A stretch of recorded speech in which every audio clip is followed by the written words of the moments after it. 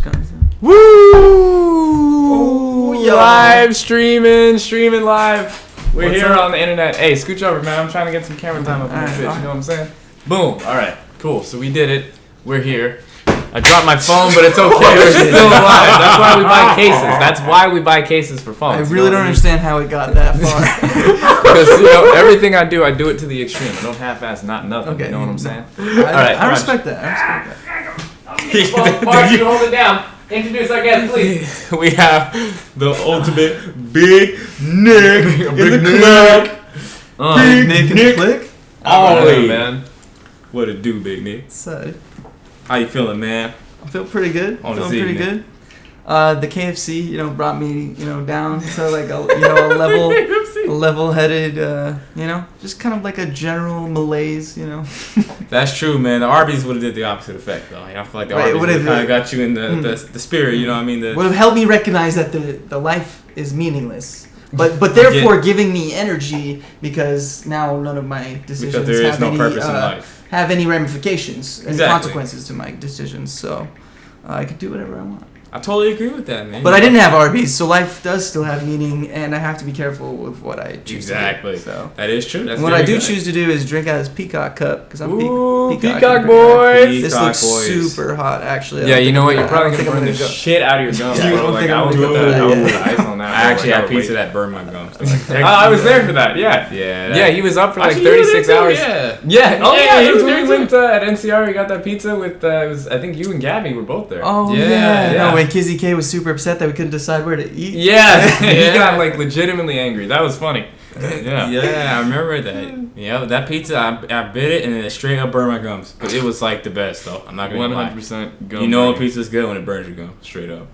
That's when you know it's good. That's when you know it's good. And I had pizza the other day. That's not a bad barometer, I suppose. There are worse ways to judge pizza. I don't know, but then you can't taste it afterwards. No, but it's about that initial rush. Exactly. My gums, man. Oh, so good though. The adrenaline pumps in. Yeah, exactly. Okay, I'm starting to understand. You can really feel it at that moment. I understand. Yeah, true. All right, so and the instant regret that comes in. It's all part of it, man. It's a process. You know what we got here, stream. You already know what this is. It's backwards view, but now it's forwards. Boom, whiteboard with today's that looks goals. Like straight Russian handwriting. Straight up Russian handwriting. Dude. So we got today's goals: recognizing clutch moments, maximizing damage. I'm going the wrong way. Maximizing damage. Win. Oh no, I hit the wrong button. All right, we're there. You need help with that? Yeah, if I can't see what's happening, but if you can, thank you, man. He got the angles. He got the angles. Yeah. Maximizing damage when it counts. And then on the bottom there, it reads finding motivation. Then under that, the most important of all time is become top players. We have to become top players. So those are the goals that we're working with today. Thank you very much. No problem. So this we're going to get into on the second part of the show. First, I wanted to break down Nikali and kind of talk a little bit about the character. Can you unpause it? Sorry, I've got my dirty ass feet on your stick. That's fine, bro. I do that shit all the time. So it's so comfy. It really is, man. It's very inviting. So the first thing I want to do is kind of talk about the character. And talk about your approach to the character, my approach to the character, and just maybe cross-reference that and just discuss it. No, definitely. It's interesting when I watch you playing Nikali because you're completely different than me. Okay. Yeah.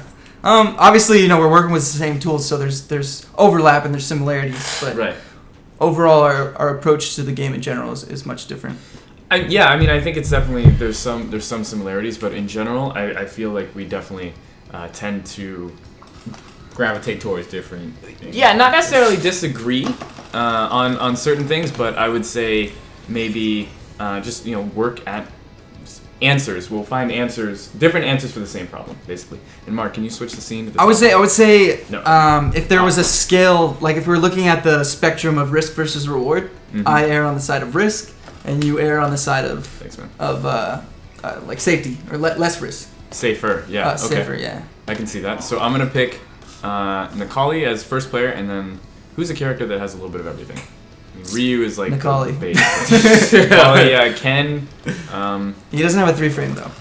Let's just start. We'll just go double Nikali then. Double Nikali. Okay. And then is this one you usually go with? I also have. I got Halloween and I got the purple. Actually, I've been going. Ooh, I was just saying on stream. Did you hear me today? No. I was just saying. I wish I had gotten the Wolfman. The Wolfman's pretty sick. Wolfman is ridiculous. But no, I've been rocking the purple lately. Ooh, okay. Yeah, I've been rocking the purple. You missed the number Wolfman? Number four. Yeah, it's like purple. It's like now I'm later purple. That deepness purple. Now I'm later purple. So I'm gonna go ahead and hit the young glasses so I can see the chat. Because I see y'all typing away, and I see that I can't read that shit for shit. So go ahead and plug in the box of the cheat box. Do your thing, man. Get your cheat box plugged in here. But yeah, so in general, I feel like Nikali is a very capable character. How do you feel about his placing on? How do you feel? You already saw him, yeah. Okay. How do you feel about him in the current season, in the current meta? Okay, so my initial impressions and where I'm at right now is pretty much exactly the same. I don't think he didn't get too many changes other than changes that the entire cast across the board got. Universal. So he got normal throws became a bit more normalized. They don't have great. I don't know. That was a weird choice of words, but no, it works. Quite ordinary. Yeah. They did. So they have in the mid screen hardly the same Oki as they did before. I'm gonna pick a different stage. This one's bothering me. I apologize. Okay, for sure. Continue as you were. So I don't know. Lord Bison. Too much bison, man. Too much bison. As you were. Bison flashbacks. Yeah. Dog teeth. Okay, so oh my god. Hey man, I can't beat Pinoy, but I can't fucking. You beat Pinoy when you don't even realize you're playing Pinoy. Also, do you know his gamer tag? No, we won't blow it up. But just know that you bodied Pinoy and you didn't know it was Pinoy. What? And you still bodied him 2-0. And I was like, holy shit, how do you own his soul like that? I don't know. Anyways. I think he's like mind fucked on the Nikali, dude. Yeah, for real. There's just certain players that are like. Rich, we love you, man. We love you, dog. Like Li Joe, he's really good. But that dude is so free to Nikali. Damn, he is. Really? It's just Nikali though. Like that's how I feel. I don't feel like it's really me. I think it's like, okay. And that's what I'm gonna get to. That's what I'm gonna get to about this character. Okay, but let me talk about what changed first. Okay. So first, the normal throws, the mid-screen Oki was decreased. Mm-hmm. So he no longer gets like directly in your face super plus. Either in V-trigger mode or in non-V-trigger mode. He still has some Oki. It's just not as terrifying, even in non-V-trigger mode. Right. Okay. They also reduce the meter that you gain on it and the damage on it. Right. So just for example, if you get that forward throw now, it does. I think it's 120. Right. Exactly. Yeah, or it does 100 damage and 120 stun. So it used to do like around 140, 150 if I'm remembering correctly, and it did around 200 stun. So it was significantly more stun, and it also did more damage. So if you quick rise after a throw now. If your opponent quick rises, then before what you could do is dash up, low forward, and it would work every time. You could do dash up, low forward. You could do dash up, standing heavy punch. You couldn't do dash forward, stand heavy kick, but you could do dash up, stand heavy punch. Stand heavy punch is a 9-frame move. And so I think the way it was that it would become active the same time that a 3-frame jab would become active, so it would crush counter. No problem. But now, in non-V-trigger mode, when you dash up afterwards, I think you have 6 frames less of advantage, and you only can get a crouching medium punch. Yep. Because the crouching medium punch becomes active the same time that a 3-frame move from your opponent would become active, and then with the priority system in the same vein, beats it. But the problem is you can't. This might be going a little bit too deep. But the problem with that is that you can't just willy-nilly cancel it into a medium kick stomp, because if they try to backdash or jump away, it'll reset. Whereas before it would have kept them on the ground. Right. So it's just not as good as it was. In V-trigger mode, you can dash up and get a meaty crouch jab, and then. Are you sure about that? I don't know if it's meaty, but it beats 3 frames. I don't think it's just crouch jab. Try to 3-frame after this. Okay. Because what I found was medium kick. So quick rise and then jab. Oops, sorry. Yeah, you do medium kick. Well, no. I was going to say jab, because jab will keep you in range to command grab. So before, in V-trigger mode, you could normal throw, dash forward, Yeah, and specifically time your command grab to beat 3-frame normals. Now, if you do that, you can no longer do that. Okay. They will wake up and they will beat your command grab with a 3-frame normal. So now you have to tick into it. So it becomes a little bit more predictable if you know the OP. Like, I'm a Nicoli player now. Yeah, it's pretty absurd. In V-Trigger, you just get a free dash up, basically command grab mix up. 50-50. Yeah, V-Trigger Nicoli is still very strong. So it sounds like his overall Oki sort of kind of changed a little bit. So just a little bit. That's just the throws. Now, his anti-air jab got a little bit worse. It's still super effective, so not super effective. This is something that I've noticed is what's up? The jab used to anti-air, so use anti-air jab. Yeah. From this range, it still works. Anti-air jab will still work almost every time, right? There's the exception where now it will trade a bit more, but as before, it would just beat out everything. Yeah. But now at this range, hold on, don't adjust your spacing. At this range, this is when the jab has a tendency to lose. It's around right here. I don't know if Nicoli can. Just press it a little bit later. But it's around here is where Nicoli, I've noticed the jab is not as effective. If you just press it, later. You press your button later, and then it doesn't extend my hurt box. Exactly. Yeah. And it gets blown up. Whereas before it would like trade or even sometimes beat a lot of the times. Like even if it was facing this side. Yeah. It would especially right above his head that's like right on top of Nicoli is where the jab got nerfed. So a question I had last night is try that like to me. Nice, keep going. He can do that. That's what I was wondering. If I know somebody's gonna jump right in my face like that, can I do light DP? It looks like it does work. Oh, because it hits behind his head. Exactly. Yeah. And then if you mess it up, you'll get the jab. So that's really jab's sick. looking pretty good still. Yeah. Well, if you jump close and you try to get the cross out, the jab will work most of the time. But the thing is with Nicoli's jumping medium kick, they made the hitbox smaller and higher up. So maybe his cross up isn't the best to be showing. Demonstrate this because it gets blown the hell up by a lot of people's cross ups. Karens, Akumas, just basically anybody but Nicoli. Anybody but Nicoli. Okay, so sort of in a broader sense, right? Where would you put Nicoli in your tier list, or how would you? Sorry, I was getting really specific into the actual changes of season 2. You were feeling it, but in what I wanted to get to, so as compared to season 1, how would you say that Nicoli fares now in season 2? Changes in meta, changes to himself, changes with other characters. How do you feel the character fares now? I think he literally just landed himself in the same exact spot, which is like the bottom of the high tiers. He's got every single tool still. He's still got an anti-air jab. He's still got two 3-frame normals. He's got 4 different crush counters. He's got a Super Saiyan mode. He's got an invincible critical art that goes through literally everything. It's invincible for 7 frames. He's got huge damage off of low confirms into V-Trigger. He's got decent shimmy potential. He's got 50. If you get to in the corners, it's non-stop 50-50s that you literally just lose. Not 50-50s. Yeah, you literally just lose. It's better than a 50-50 because if you literally do anything, better than a 50-50. It's better than 50-50s. 50-50s? If you do anything other than not jump, you lose. If you jump though, you lose. Like it's better than a 50-50. You can't do anything. Deeper than a 50-50. So wait, if you do anything, you lose. But then if you don't do anything, you lose. But if you do something, you lose.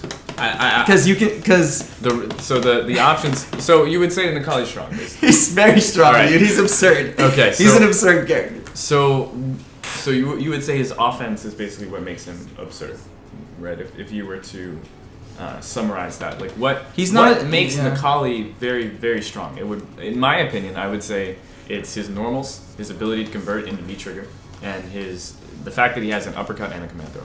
I feel like those things are, and because the jab is very good. It's 3 frames. It has a pretty good hitbox. It can anti-air. The medium kick is a very good pressure tool. His medium punches are great for whip punishing. The stand heavy kick, blah blah blah. And then low forward reaches very far, and it can go into V-Trigger in almost all ranges, combos into the slash, blah blah blah. Right. So I would say those things in the neutral game make Nicoli very strong and oppressive. On top of having a pseudo projectile. This thing is freaking insane too. Yeah, I mean it's risky, right? Because you can get whiff punished, of course, if you just throw it out there. But if you're smart with and it's also -4 on block, so if you do it close up, it is punishable. But on top of that, he also has a dive kick. You know, he has you can space this out pretty effectively. Something that people don't mention a lot is that he has a 3-frame invincible move. So 3-frame EXDP. Yeah, it's really difficult to safe jump Necalli. That is true. It actually blows up safe jump. So like a common safe jump, you know the Necalli safe jump. So I'm gonna whip DP and then you do it to me off a crush counter sweep. 3-frame DP will beat the safe jump. Yeah, of course. So that is a very strong option that Necalli has. Yeah. So one. Oh, and overhead that crush counters. Can we talk about that? Yeah, and also that has insane range. The key thing really about the crush counter overhead is here you whiff a DP. Alright, so you see here that builds half a bar V gauge if I get a crush counter. Almost every character, if they get a crush counter, they get half a bar V gauge. For Necalli's overhead, he gets a full bar V gauge for a crush counter. Now the thing is, you do have to sacrifice some damage when you do it. So like if you again uppercut, if you're close enough, you can try to get the walk up combo, which it is kind of tough. The timing is pretty strict. So in general, what people are gonna do is your DP again. They'll probably just do charge slash because it's easier. All right, give me the DP. What's that? Hey. Hey! Yo, I've never punished with this move. Ooh. Okay. All right. Yeah. So if you're using it to get that last bar of meter, and then you get the V trigger, dash up. But how much damage is that, dude? That's 472 damage. That's a lot of damage. And you're in V trigger. That's a lot. And you've got the Oki after the critical arc. So that ain't bad at all. That ain't bad at all. You could also just end in the slash too. Has the insane corner carry. We forgot to talk about that. His insane corner carry. Yeah. I mean, so what that you don't get the great Oki off of normal throw anymore. Look at how far this puts you. Okay, cool. It's still, and the fact that you get like a guaranteed dash up crouch strong. After this, you have to block my crouch strong. I mean, you can not tech also, but you know, if you do tech, you have to, and that's gonna push you a little further.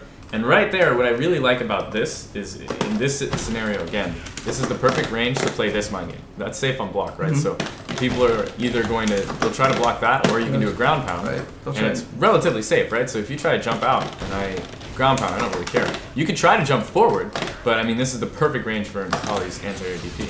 That crouch strong is meaty. or crouch first. Yeah, that works. Yeah, that crouch strong is meaty off of that throw? It's not meaty. So dash up and crouch strong. Man, you can blow it up. You can uppercut it, obviously, but you know. Well, yeah, you can uppercut me. So I mean, yeah. But well, it's not meaty because it's hitting on the 3rd frame. Okay. So Necalli's DP becomes invincible on its 3rd frame. On its 3rd, yeah. So you would need most characters because that's Ken. Yeah, so Ken can do it. Ryu can do it. So if they know and they want to make that hardest of fucking reads, right? They want to go for it. But the definition of meaty, you know, in the literal sense where it hits on the 2nd active frame, no, it's not meaty, but it is in the sense that you cannot stop that. You have to block it unless you use an invincible reversal. And you could risk it. You could just do it like a normal DP if you want, but you know, I can just slightly delay the crouch strong and then block the uppercut. Yeah, not worth. You know? So yeah. Most of the time, yeah, it's not gonna be worth it. Your opponent, even if they know it, they're probably still not gonna risk it. Yeah. No, you have to respect that. You have to respect that. A long set, maybe I would say. You know, that's potentially something I would go for in a long set. You know, it's the 4th game, and I've seen that he's dash forward crouching medium punch every single damn time. Right. And there's like a 99% chance that he's gonna do it again right now. Yeah. I may do it just to be like, yeah, I know that. I want to go lose bracket. I ain't got a problem with it. I'm proud. All right, so Necalli as a character, you would say is relatively strong. What about Necalli makes him not the best character in the game? What's stopping him from being the best character in the game? Everything. Yeah, this dude's pressing so many buttons without actually pressing any buttons. Dude, what the heck? How are you doing that? Like, you just made Necalli do a full combo and you got your... What? What are you talking about? I'm not doing anything. Did you record me? Oh, I have CPU on. I was confused too. I thought you put a recording on. What? Yeah. That was That was blowing my mind for a second there. I was like, yo, I was like, Dick, your stick? I was like, I knew it was your stick, bro. There's no way you knew it was the cheat box. The cheat box, dog. The fucking cheat box. I knew it was the cheat box all along, you fucker. I was about to say it had to be a cheat box, bro. Like, there was no... That did a full combo. And then it did, like, stay around and do the exact range you do it. I was like, wait a second. I looked at his hands and it was just like... I was like, what the heck was that? Oh, man. I think what makes him not as great as a character is because of the nature of how they've... Before he was a bit more solid on defense because he had an invincible reversal without meter. So people would give up their turns often against Nicole, very often. Well, I think we didn't have a choice. I know. You didn't have a choice. And then so you could just steal turns back with a delayed jab or wake up jab and boom. It's back to your turn again. In this season, that's not the case. People are pressuring you a lot more. They're preventing you from getting into V-trigger. They want you to burn that meter so that you don't have critical art. In the neutral, he is fraught with some of the most risk, I think, among the cast. This tool, he has to use it. He needs his V-meter, you know? It's a shitty fireball. It's not a good fireball. It's something that can be reacted to now a lot easier now that they've reduced the input lag. Which came in a patch earlier on in the last season. Made it a little bit easier to recognize. Oh, his hands are going in the air. Okay, cool. Yeah. You can still fake him out with certain things, but it's a tool that if you fuck up, it doesn't matter that you were right 6 times because when you fuck up, you might lose. You have a very good chance that you're gonna lose if you eat a full jumping combo and they get you in the corner. Yeah, that's possible. But you can't not use it either. Because if you don't use it, you're probably going to get walked to the corner. This button's pretty good. This button's pretty good. All of these things, though, I mean, everything in Street Fighter V is fraught with so much risk.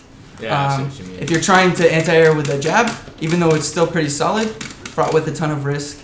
If you're trying to anti-air with a DP, sometimes that can be fraught with a lot of risk. Just because you accidentally didn't do it on the, you're like, oh, I can hit this meaty anti-air DP. That's something actually, specifically against Cammy, that was really, really good about Nikali's DP in Season 1, was that it was invincible on frame 1. So you could hit the deepest anti-air DPs when she would instant air dive kick you. Even with EX, you could do it super late with a super late reaction and still get it. Now, your ass gets stuffed. Damn. So I know I have the reactions for that shit, and I've basically been like, okay, I can't do it anymore unless I want to burn meter, and I don't want to because I need the damage in the matchup for the comeback.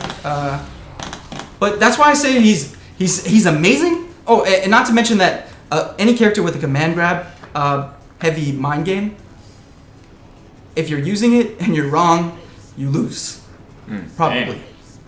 Just by the nature of Street Fighter V. You're going to eat a shitload of damage, and they're going to have Oki or positioning on you. They gained a whole bunch of meter, and they probably made it out of the corner or wherever it was that you had them that you would have command grabbed anyways. Okay, but why do you have to use command throw in those instances? So if they're just not scared of command grab. If I'll just do it. Like there's no other reason. I just command grab. Well, it's so good. They've made it better for you in Season 2. They took away your meter gain and your damage on normal throw, and they gave it to command grab. Now you gain more meter with command grab, and you deal more damage. Oh, so it does more damage now. It does more damage in both V trigger and non V trigger mode. It deals even more damage. Yeah, its heavy command throw does 150. So it's still not like a ton, but it does more. It's decent, and I think this one's 130. Is there a specific reason why they made it? Do it in V trigger? I think it's 20 more damage. So 170. Yeah, it's 20 more. And you're plus like 9 or some shit, or plus like 7 or 8 right here, with heavy punch command grab in the corner. It's insane. If you want to spend 1 bar, you can get probably more than that. I think scaling.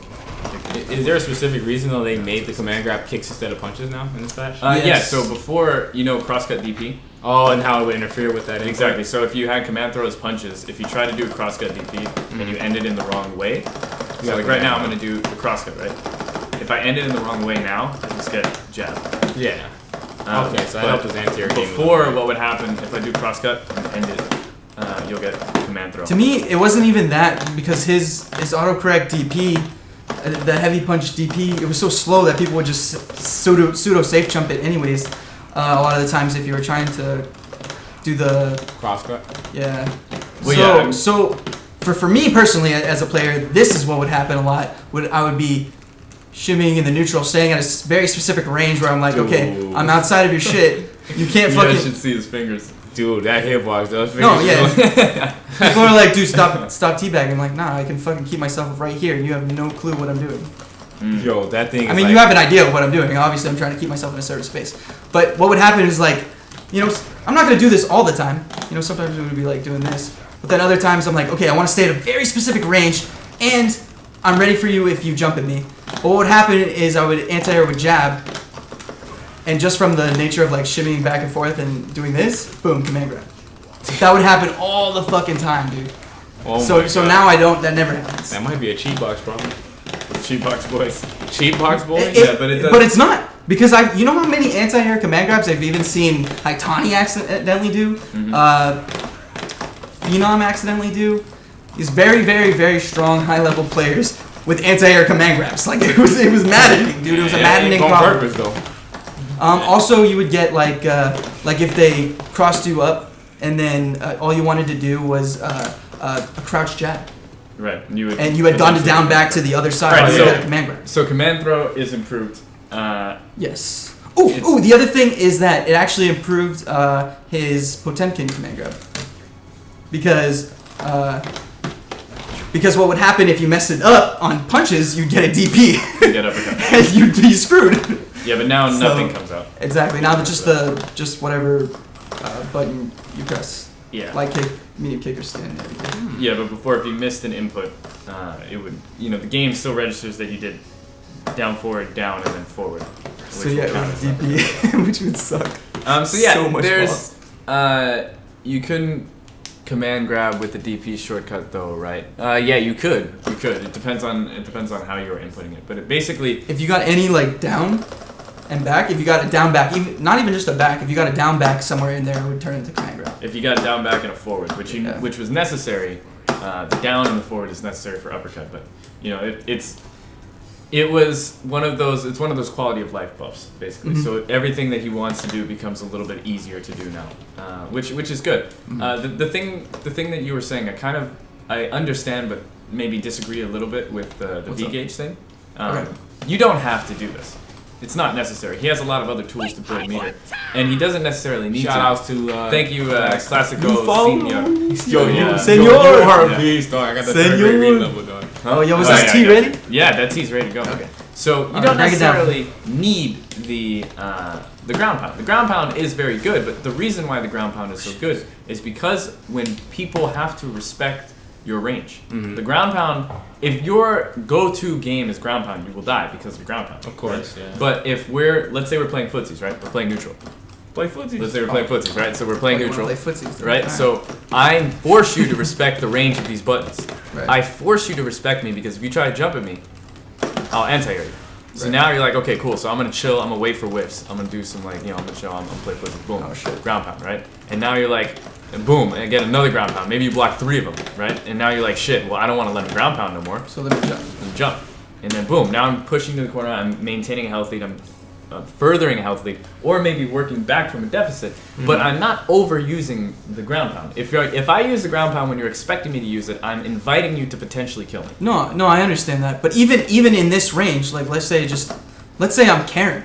Right. Let's say I'm Karen. And you want to play that game, and I just throw out a random stand heavy kick at this range. Then I'll jump heavy punch. No, I know there's an answer to that, but you can be right 6 times in a row, and then you could go, okay, this is the time to ground pound, and then lose the entire game because she standing heavy kick crush countered you. That's you know what I mean? You for fucking up the ground pound though, because the same thing, she could go for that stand heavy kick crush counter, and you do jump heavy punch, and you can kill her. The mind game works both ways, but if you only play it in a low damage way for you, then you're fucking yourself over. Because that's a huge commitment every time she does the heavy kick. Because she can't really anti-air jump heavy punch without spending a bar. And if she spends a bar, she doesn't. Yeah, but that's like a. You're not gonna use stand heavy kick here where my jump in is good. Yeah, you're gonna medium kick. I don't care. Yeah, jump medium kick. Stand heavy kick moves her forward too much. No, it doesn't. This is how I beat Karens. Okay. I'm telling you. Ask I'm not saying Look, I'm not saying it doesn't work. I beat Pat a lot too. I can beat Karens. That's all I'm saying. Shout out to my boy Pat. I understand how to beat Karens. If you're watching this, man, just know that apparently everybody. I got fucked up by a Karen today. That's why I brought up the Karen. Yeah, and I saw you mess up in that matchup, and I tried to help you, and it's hard to apply knowledge when you're in the moment. Less specific than a specific matchup, or let's take it out of that context. Mm-hmm. Do you feel like, even though you're saying like it's this very good tool to make sure people respect your range, but you're also saying that it's not a go-to move for you. It is, depending on who I'm playing. So you would say it would necessitate that you use it, at least sometimes. Depends on who I'm playing against. Because there's a lot of players where I will never use ground pound because they're just going to jump at me. So if I know you're just going to keep jumping at me, what's cool about Nikali is he gets a setup off his DP. So if you jump at me, right, and I get the fierce uppercut, you have to hold this. You have to hold that. Yeah. If you try to mash buttons, you die. So, maybe you can back tech also. That's an option, But if I see that you back tech, I can just do, walk up. Yeah. You can react to either tech and then press whatever button you need, right? That's fair. So now even if you block this every time, right? So like let's say we're more mid-screen, right? And then you jump at me, and then I get this anti-air, and you block this, right? I can still it's a throw mix-up, it's a hit throw mix-up, or even if you block the whole thing, right? And then I get this. Now I'm cool. Like I got grade damage, I got a little bit. I got some meter, I got some grade damage, and now I'm back where I want to be in footsie, in neutral, where I trust myself to outplay the other player. Yeah, of course. So what are you saying then, as the counter argument, is his weakness as a character? Why is he not the best? I think that he needs to commit to a lot of stuff. I think that some characters it's very hard for him to outplay them in the footsie. Characters that have like really good, easy anti-airs, you cannot abuse the when you have strong footsie button. Guile, Urian, characters where if they beat you in the footsie, then and you they can't have jump good at them. anti-airs. It becomes a problem. Yeah. So I don't know necessarily about Cammy because I don't have enough experience, but that matchup is. I don't know. I don't know about Guile also because I don't have enough experience, but you can jump at Guile. Guile is definitely jumpable. Yeah. But it's the people where the characters rather where they can either really truly rush Nikali down before he can get V-Trigger started. Akuma actually does it really well. Really well. He fights Nikali very, very, very well. I don't know. Because he can rush him down. Just like you're saying, he could just kind of rush him down before he gets into V-Trigger mode and never let him into V-Trigger mode. But Nikali does so much damage that it pretty much evens it out.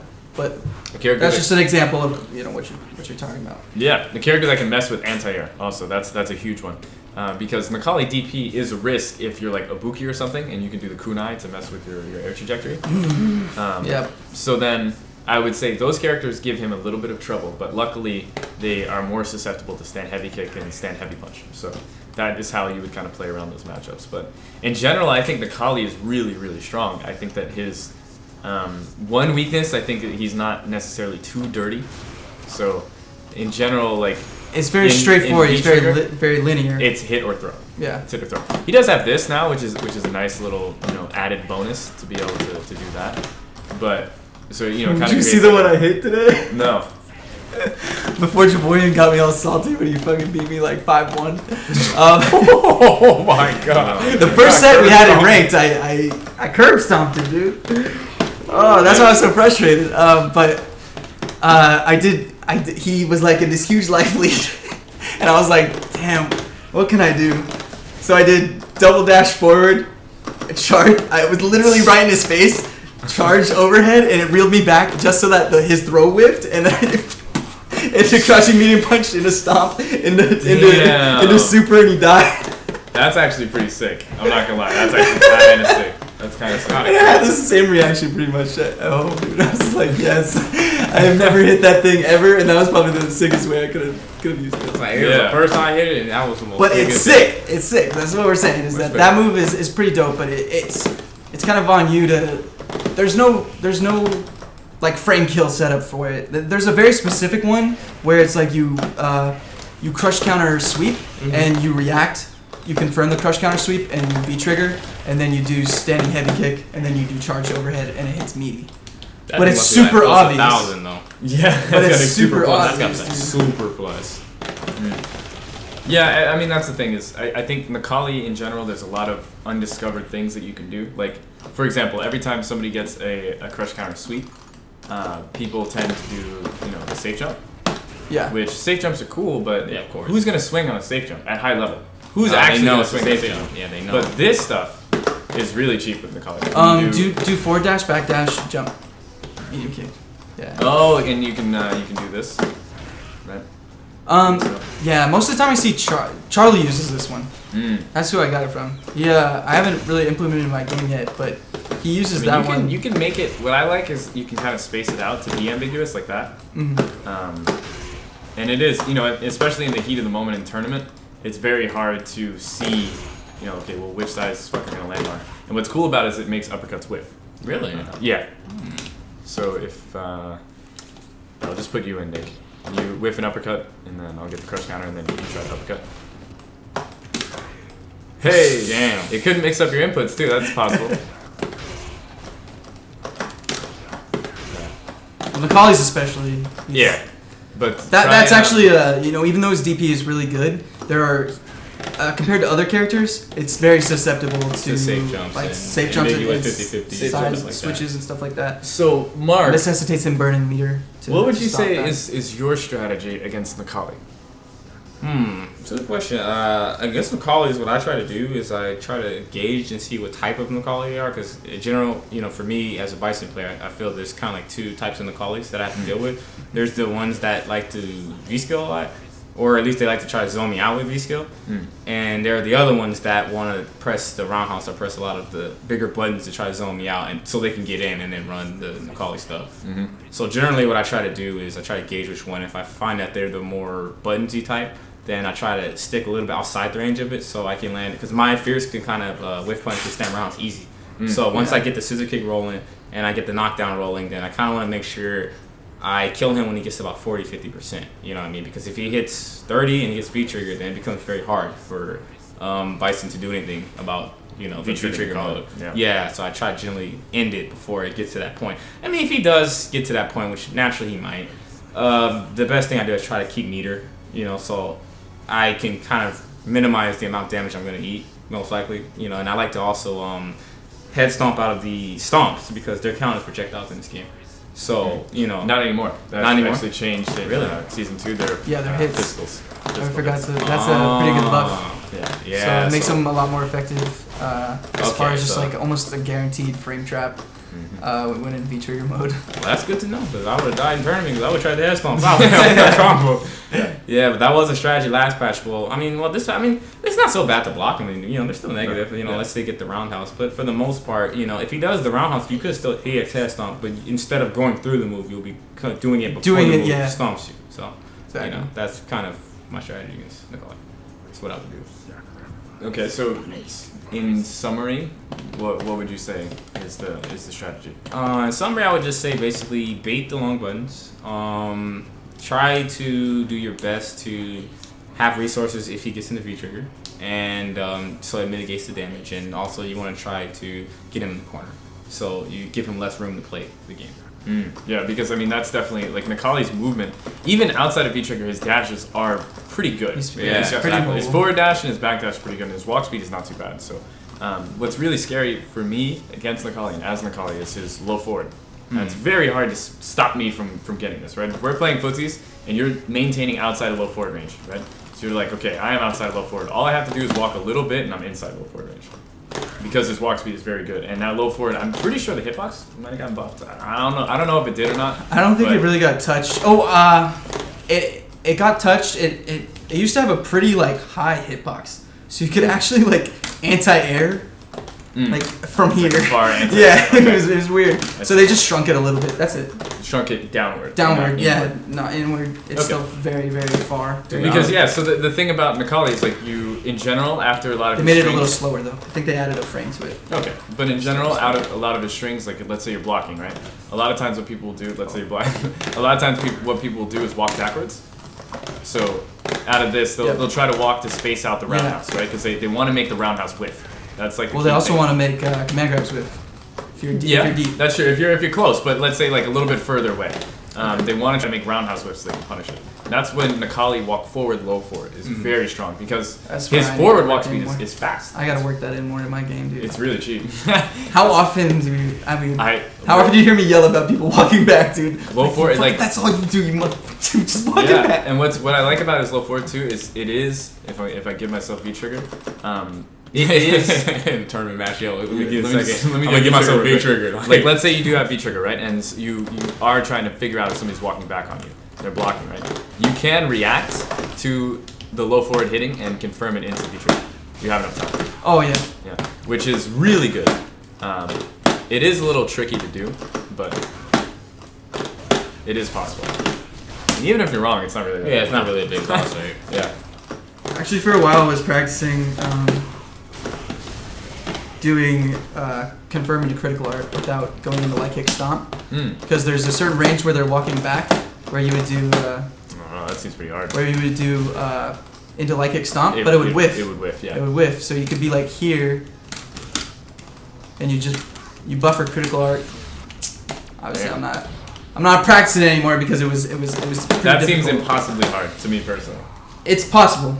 I promise you. So? You're not reacting to the hit. Rather, you're reacting to whether they're standing or not. So if you see their head disappear, as you see them standing walking back, and then you do crouching medium kick, you buffer super, and if you see their head disappear, then they must be crouching. That is. I'm about to see you in tournament just straight block low forward and just straight up raw super. What on earth was NickTanella doing? Bro, I swear I saw his head. I saw his head jingle. I didn't see his head disappear, bro. Like I swear, bro. I looked to see if he was like. I'll do it, dude. I'll do it. Put it on random block. Random. Okay. Random block. I'm not saying that I can. For a treat. I'm not saying that I can do it every time. You have to switch yourself to player one. Oh, okay. So you have to switch user. We are about to be in for a treat, dog. Yo, Cash. What's up, G? What's going on, Big Cash? Hold the button down. Oh yeah. There you go. This is about to be mad hilarious. Salad boop. His is about to be straight mad hilarious. Yeah. I couldn't do it not once. That would be embarrassing. All right, random. That's all I need. That's all you need, man. All right. Let me warm up. For sure.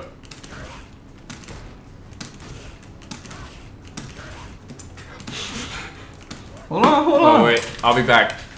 Hold on. Yeah, please, not like this. Fuck. Not like I said, I stopped practicing it because it's super difficult, but it's possible. It's possible. Not like this, bro. Oh my goodness, I think you legitimately missed it 10 times. Dude, don't even think about this entire thing. Okay, I'm not gonna do it. It's not working. Yo, I'm saying that it's possible though. It is possible. I was saying go for it if you really do know somebody's gonna walk backwards, but like straight up, that's not even worth it. That is like insane. All right. No. I stopped practicing it and I stopped ever trying to go for it in tournament because it is super difficult. Nick, please. But it's possible. I swear to God, it's possible. All right. Well, I swear to God, it's possible. Because just like V trigger, it's difficult, but you can do it. Bro, that was 10-0. Shut the fuck up. All right. So I'm gonna specifically practice it now, just so next time I will fucking show you that it's possible. You know what? Remember when people used to think that you couldn't react to dashes? You kinda can't. Oh my God! Are you serious? I'm showing you guys that I can react to a kin dash in 8 frames. In 8? No, in 8 frames. It's 6.6. Low key. It's 6.6. It's 6.5, bro. 6.5. You can react to Bice's dash, can you not? Yeah, because it's 22. Yeah, I'm talking about Nash. You can react to Necalli's dash. Yo, it's 17 frames. Low key. You can react to it. Low key can. V trigger or non V trigger? Well, V trigger, non V trigger, or V trigger, he just goes fast, farther. Yeah, he goes not faster. He goes farther. It's the same frames, dude. The problem is that you cannot reliably react to dash and a jump at the same time. So like, and a jump. So put yourself in. Okay. Control the boys. I want you to react to my dash, and my roundhouse, and my jump, and my ground pound. Oh fuck! I don't think I can do that. That's the problem. Yeah. That's the problem. I could maybe do 3. Yeah, that's the problem. So it's like, if you're sitting here trying to react to dash, and then you get caught by, a ground pound, or if you're sitting there, okay, you want to block all day, that's fine, like, I'm just going to do this while you're looking for my dash. Like, oh, you want me to dash? Alright, cool, I'm going to do this. That's true. And then let's say you want to preemptively, like, press buttons and shit to occupy the space where my dash is going to be, right? Then I'm just going to hit you with that. Welcome to Street Fighter 5. So that's why reacting to dash is tough. But I mean, if you know if it's coming, if you know it's coming, that's what I mean. Like, if you know it's coming, it is possible. But even it's possible to do it without committing to the button. That's what I'm saying. Yeah. That's so what let's say you know what's coming and without committing to the button. React to my dash for crouch strong.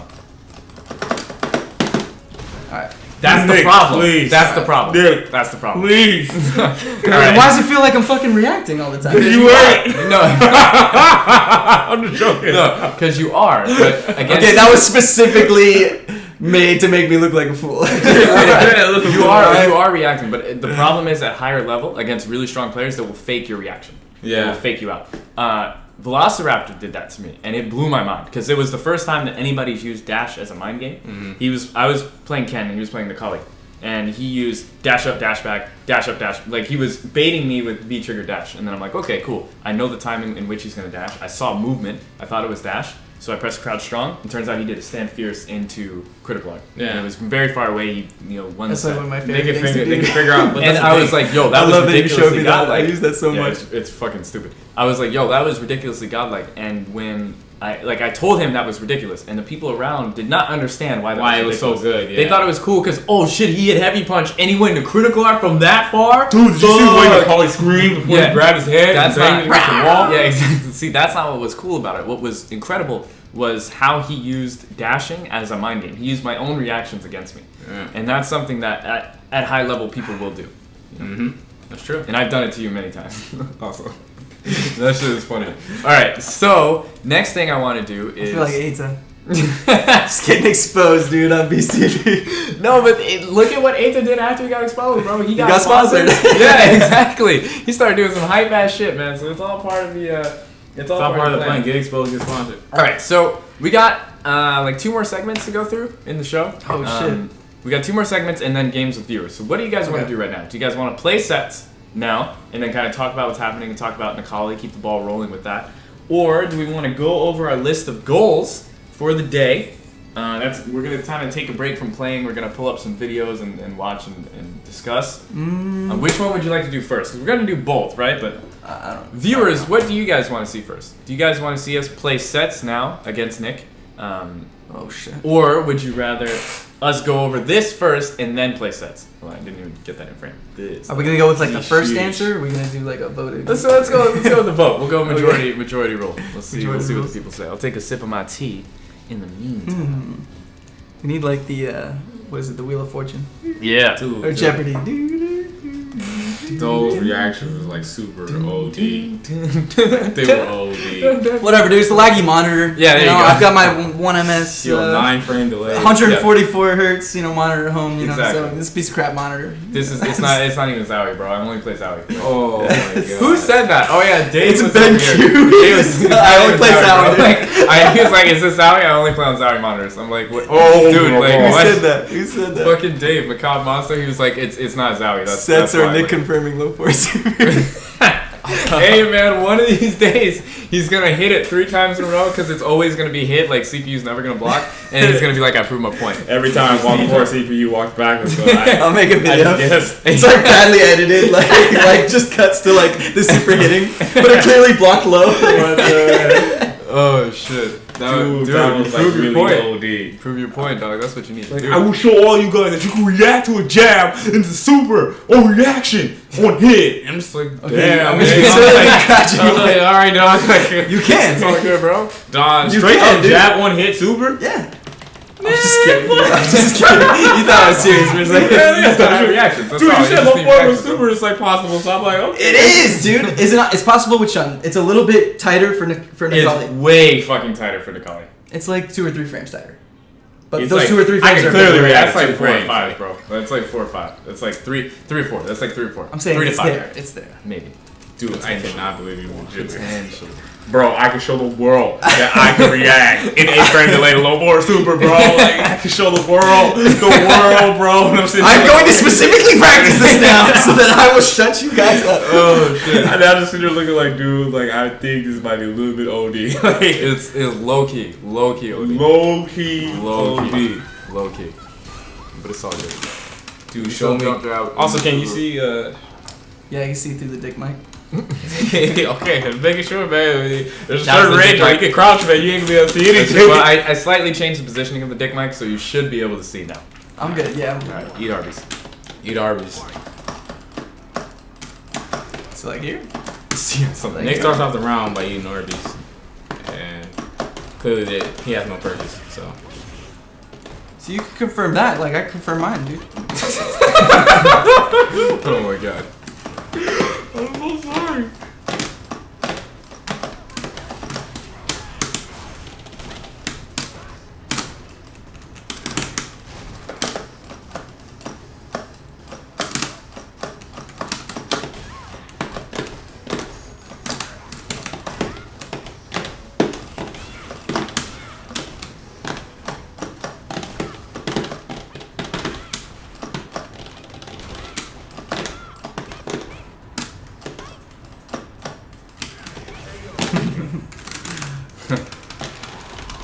Imagine super on It's the dick mic's fault. It's the dick mic. It's blocking the footing.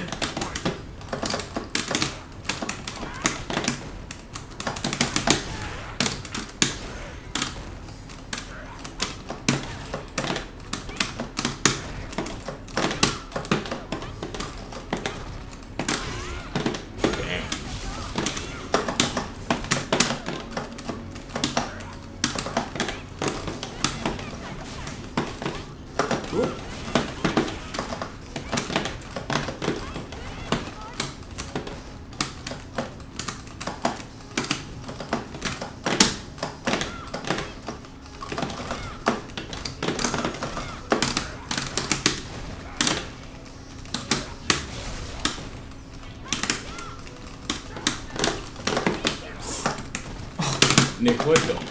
I don't know, bro. My boy, Nick.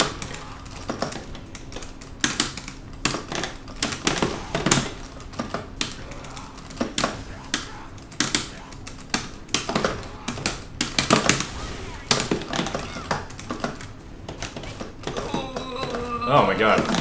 There we go. Oh, no. It's all good. You want to that hood stand around? So do you want to do?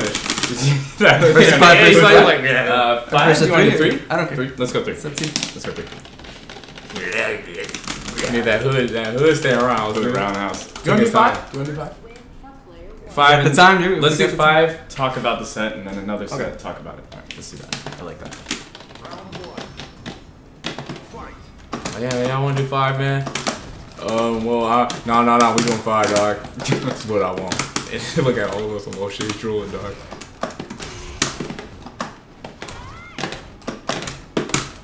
No, Freddy. First 5. Drag mag. Freddy mag. Gamble mag. Gamble mag. Fuck, I forgot about Gamble Mag. Yeah. Whole series of hookers.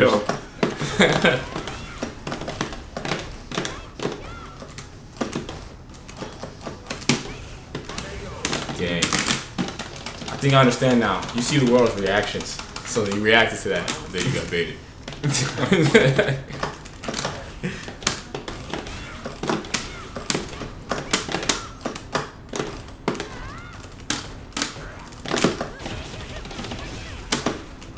Crack, like, I will body you in Street Fighter 6, dog. I totally will body you that game. Is he waiting till He's Street Fighter 6 to come waiting back? to Street Fighter 6 when Fei Long comes out. Let me DLC Fei Long. DLC Shenlong. Street Fighter 6. And they're gonna remove his regular, and his R trigger is gonna be something retarded, like, you know, Dragon Fist or something. Retard trigger? R trigger? R trigger, no. I think I've seen how Arturo win and just got like 5-0'd real quick, dude. This is kind of intimidating. Yeah, like, you're people right. are they're home and they're like, hey, come through. Oh shit. Come through and I'll be showing you Talk how you shit, suck, dude, dude. dog. They talk shit with the chat room? Oh my god, can we please talk about the freaking complaints on Twitter with Laura That is the hypest stuff. It was like hit the infinite crouch draw, thunderclap. It's an infinite dart. Wait, who said that? I think it was Arturo and them. They were so triggered. And they're like, you wouldn't trade him against this character? And then like everybody was like, nah, you can't block it.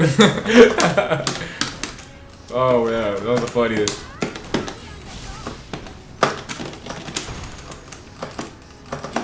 Do brag bag sponsored by E-Thug. Come through and catch these heads.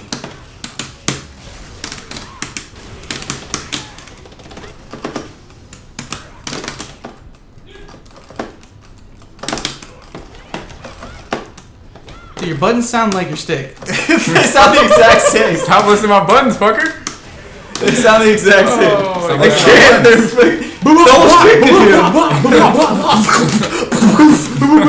Oh, what the hell? Sound like popcorn. That was kind of thug. Does any character have a 2-hit low string? Balrog, yeah, definitely Balrog. Balrog definitely does. I wouldn't say. I guess maybe Jury when she's a V trigger.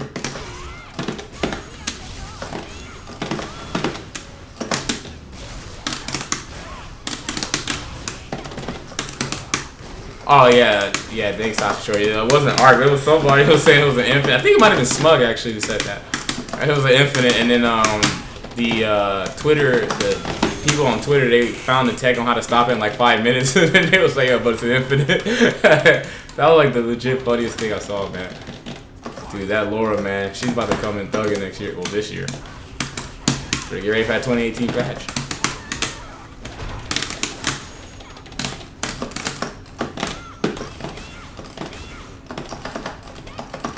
If you block the first hit of a string, any hit, is there any reason you should continue blocking low? Think about that again. If you block the first hit of a string, it depends on the opponent, it depends on what string they use, because sometimes they'll try to call you out for walking backwards. Is that a thank you? Or if you continue blocking low, they'll overhead you. Yeah. So it really depends. You don't want to pick the same block, all day, because eventually you'll get overheaded or you'll get thrown. Because when you decide to crouch block, you can't move. Like, you legitimately are stuck, and you're at the mercy of your opponent's pushback. You know what I mean? So if sometimes it's good to walk out of block strings, but if they know you're gonna do that, the characters like Karen, Macaulay, Kin, they can low forward and do big damage. But if they like to throw a lot, then you can walk back and get out of it. So it generally depends.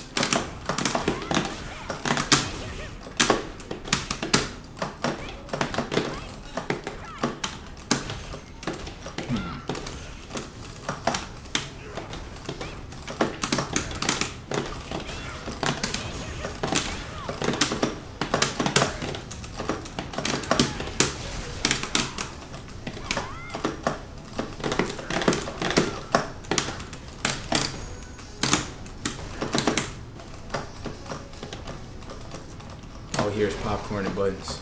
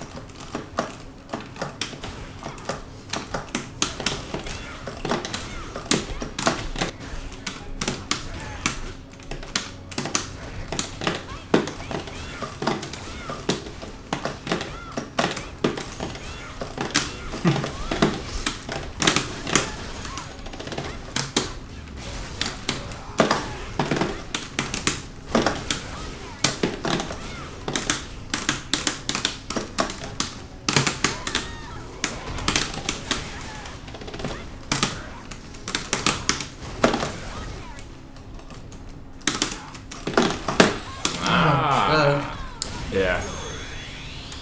That no V reversal. Man, Dick Mike, I can't see your meter.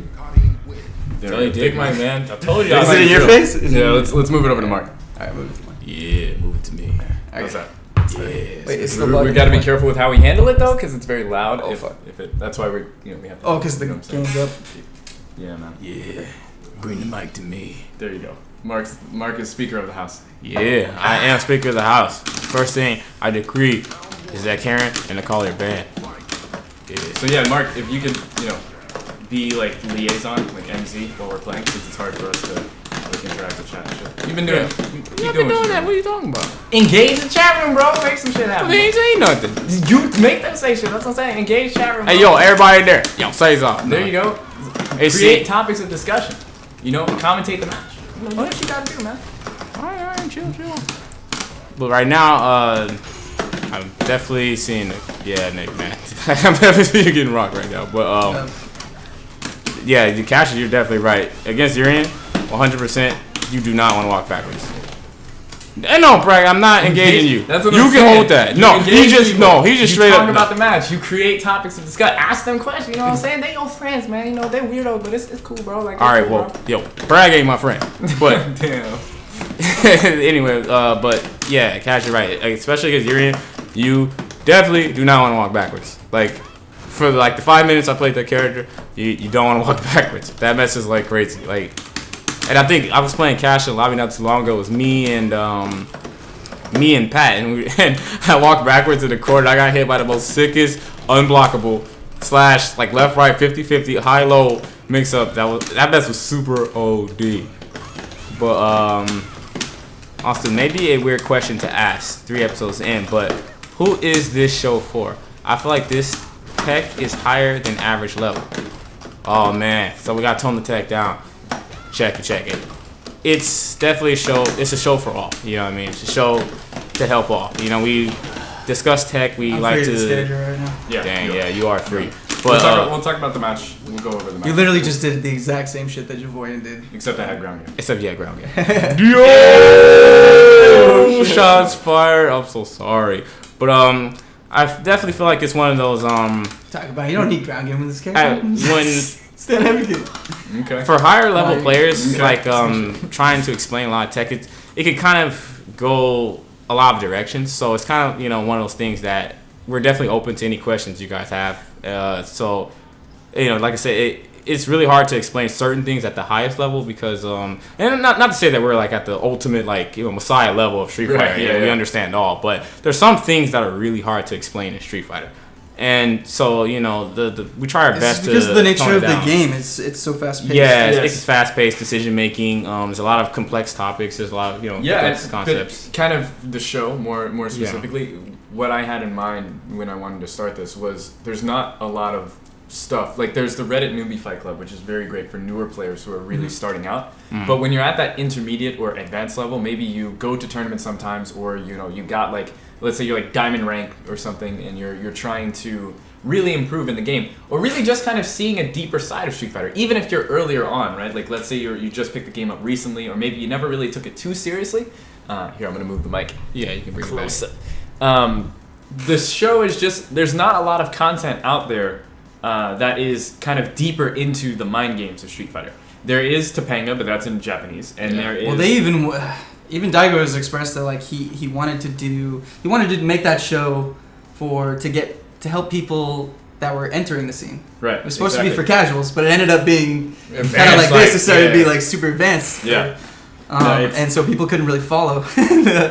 I think since it's changed like the content, the type of style of the content. Yeah, I think he's definitely going back to a little more beginner friendly stuff, but which is unfortunate because like you're saying, there's not a whole lot of content for the intermediate to advanced. Yeah, to help them get better. That's why we're filling that void. You know what I'm saying? That's kind of the mindset or the mentality that I had when thinking of the show. And me and Mark talked about it a little bit. We didn't really get like a clear direction of where we're gonna go with it, but it's pretty much just kind of go with the flow. It's still very young. I'm thinking one of these days we'll have like a proper sit down and really talk about where we're gonna take the show. But right now we're just trying it out. I think it's going good so far. Yeah, man, I like it. So. That said, let's talk about it. Let's talk about what happened. Let's watch the replay of that last match. That was annihilation, desolation, and destruction.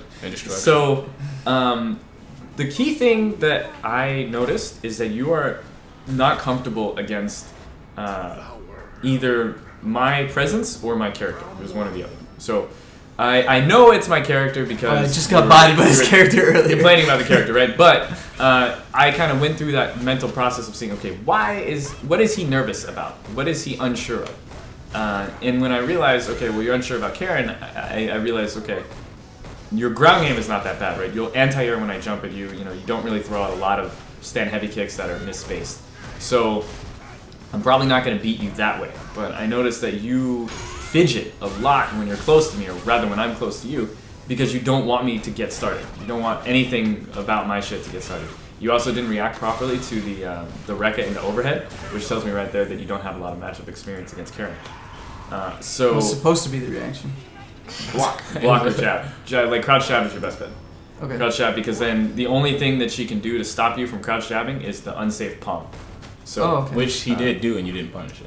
Which I did do, and it's -9 and you did not punish it. Oh shit. I don't know. See, so it was little things like that I picked up on. So I'm like, okay, well, he doesn't know the matchup.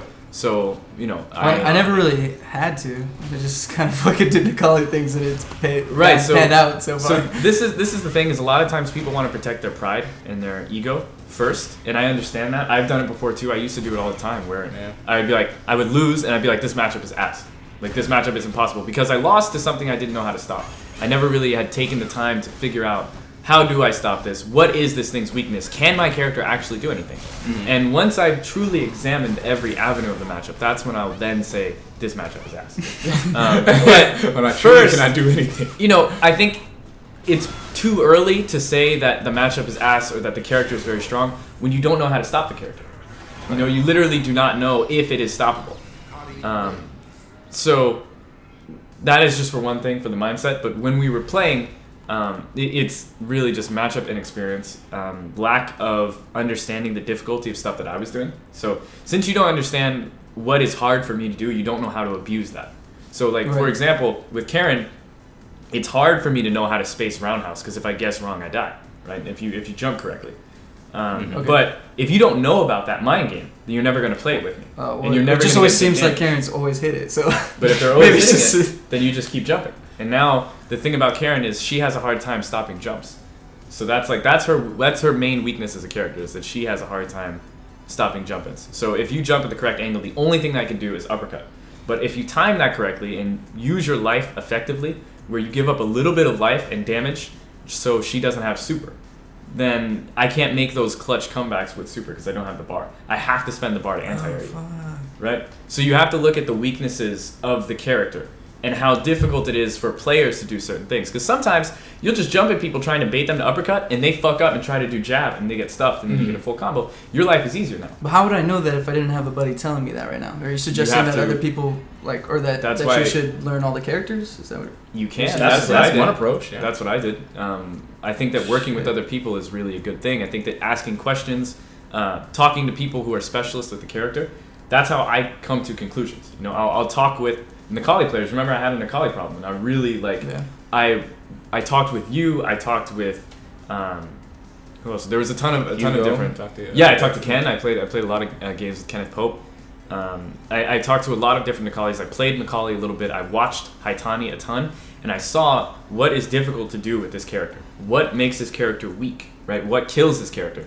And then I was really able to kind of work past that because it was legitimate. I lost to 4 different Nikalis. I only lost to Nikali. It was 2 tournaments back to back. I only lost to Nikali.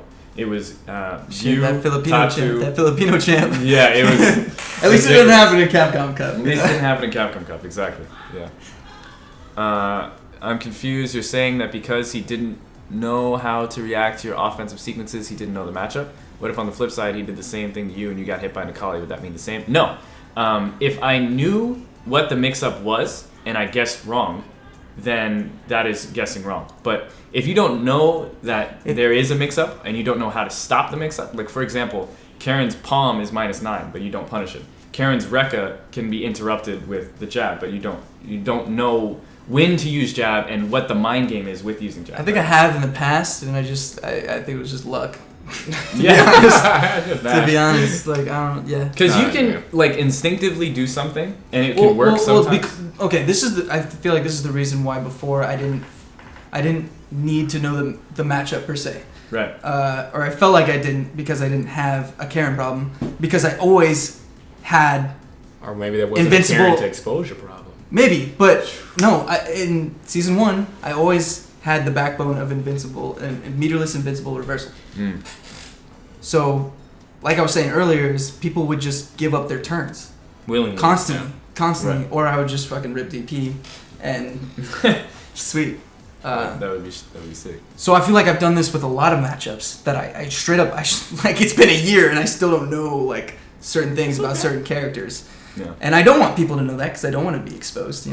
Like you said, my pride. I don't want to get bodied. That's that. Nobody wants to get bodied, man. That shit sucks ass. But I don't want to admit that I've been lazy either. Or didn't have.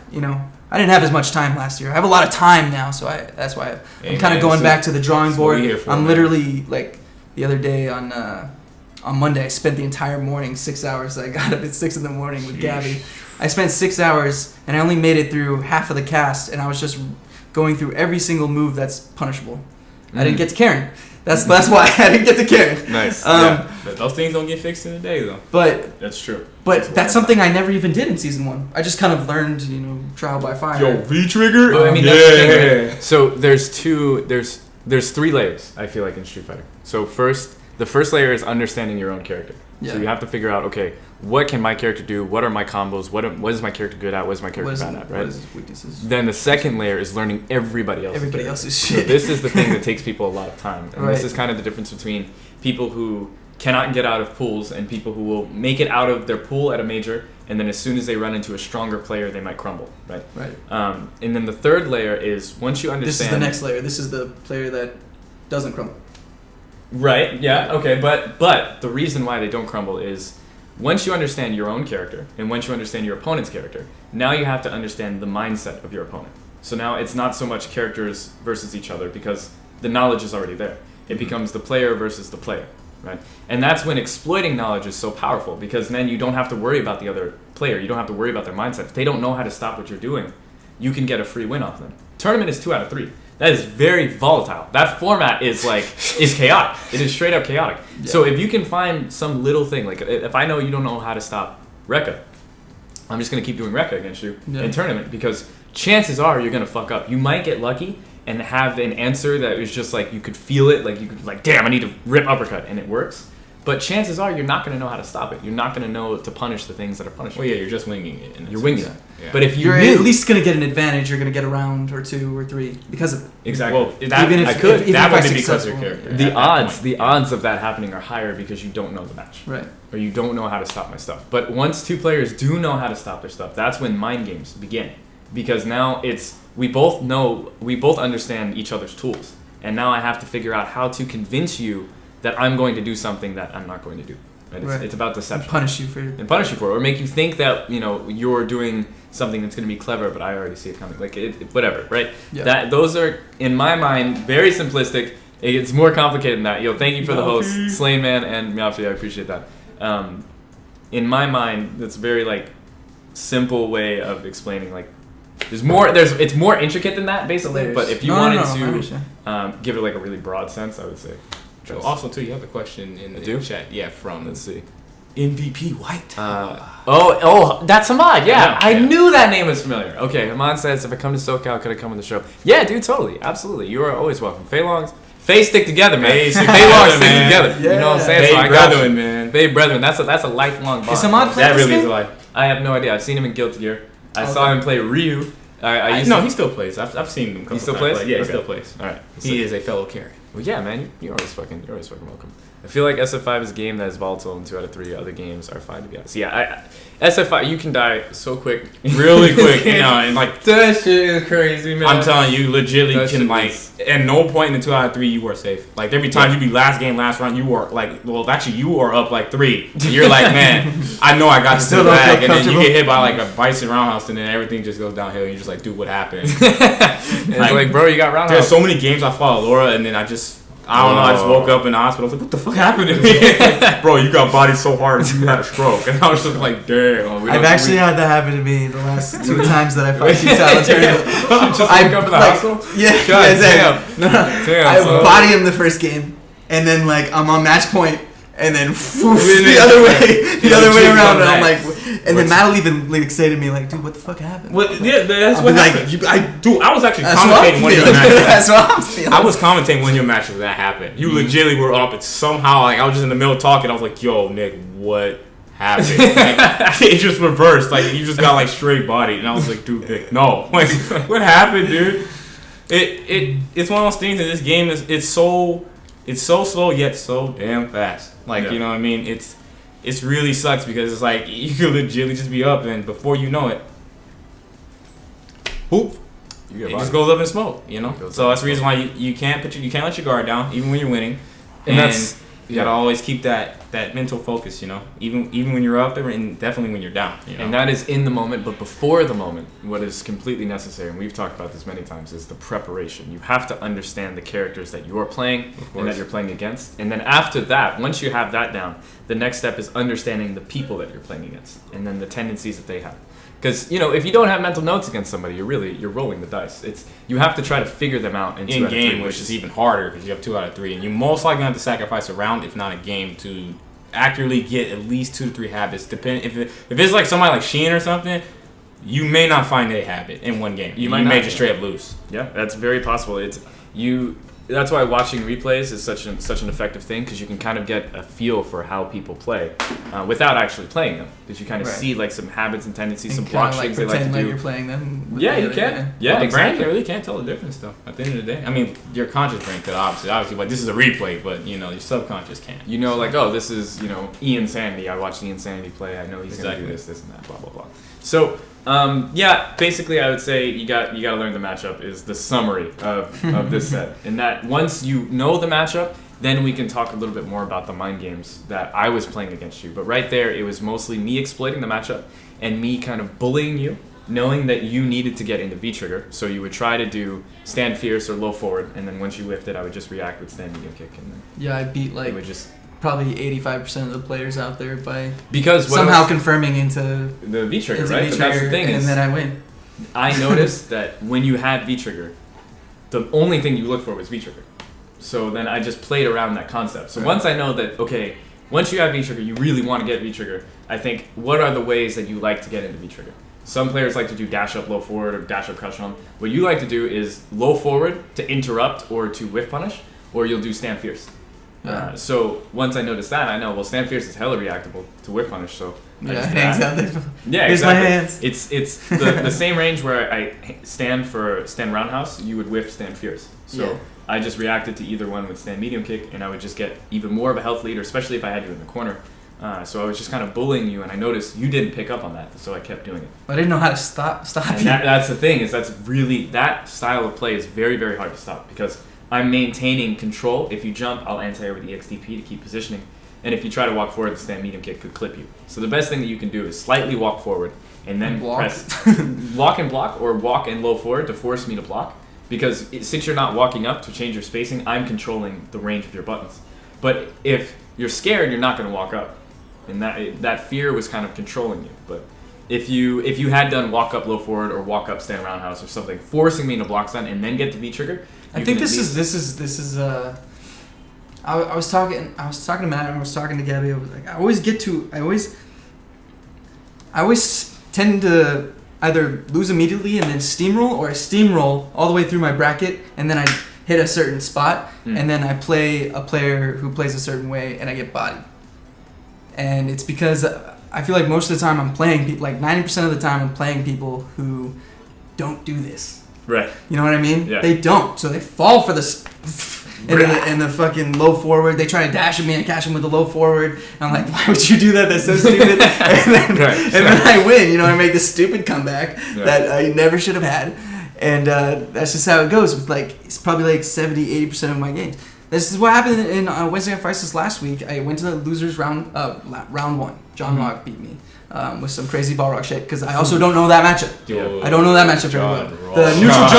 The neutral jumps that helped me. You beat him in the run back? I did. I beat him in the run back. But so what I had to, from round one, I had to run it all the way through losers. I ran all the way through losers till I got to Chris G, and then I played Chris G's Urian, and it was unlike any Urian I'd played before. Yeah. And I just got mocked. And well, he knows exploits in games. Like he knows exploits in player psychology. So he can pick a character he has no idea how to play, but because he understands how other people like generally think, not like a top player, but just how the general public thinks, he can get away with derping you with certain things. You know, that happened with me too. I think he also knew that it's honestly pretty tough for Nikali. Like the only spot on the screen that he wins is point blank. That's true. And you can but that's the thing. You can look tough, at it that way, but you know, it's one of those things that at the end of the day, it's not gonna help. You know, no, it's not, and it sucks. And and that's something that I've been preaching on these streams is that matchups only matter if you're gonna pick another character. Otherwise, matchups are irrelevant. It's just ways that you can win and ways that you can lose. So if you have another character, then you should really think about matchups and think about winning matchups and losing matchups.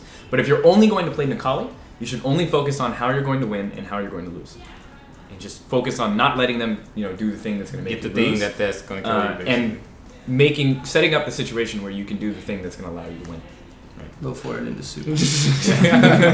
Make sure you have your super. Yeah, make sure you have the super when you need it. Haitani plays like that all the time, dude. Yeah, and that's something I don't do. I'll constantly EX command grab. Well, remember though, that's one skill he has though that you don't right now. At least not as well as he does, is he's really good at controlling space and making people not want to get in the space that kills Nikali.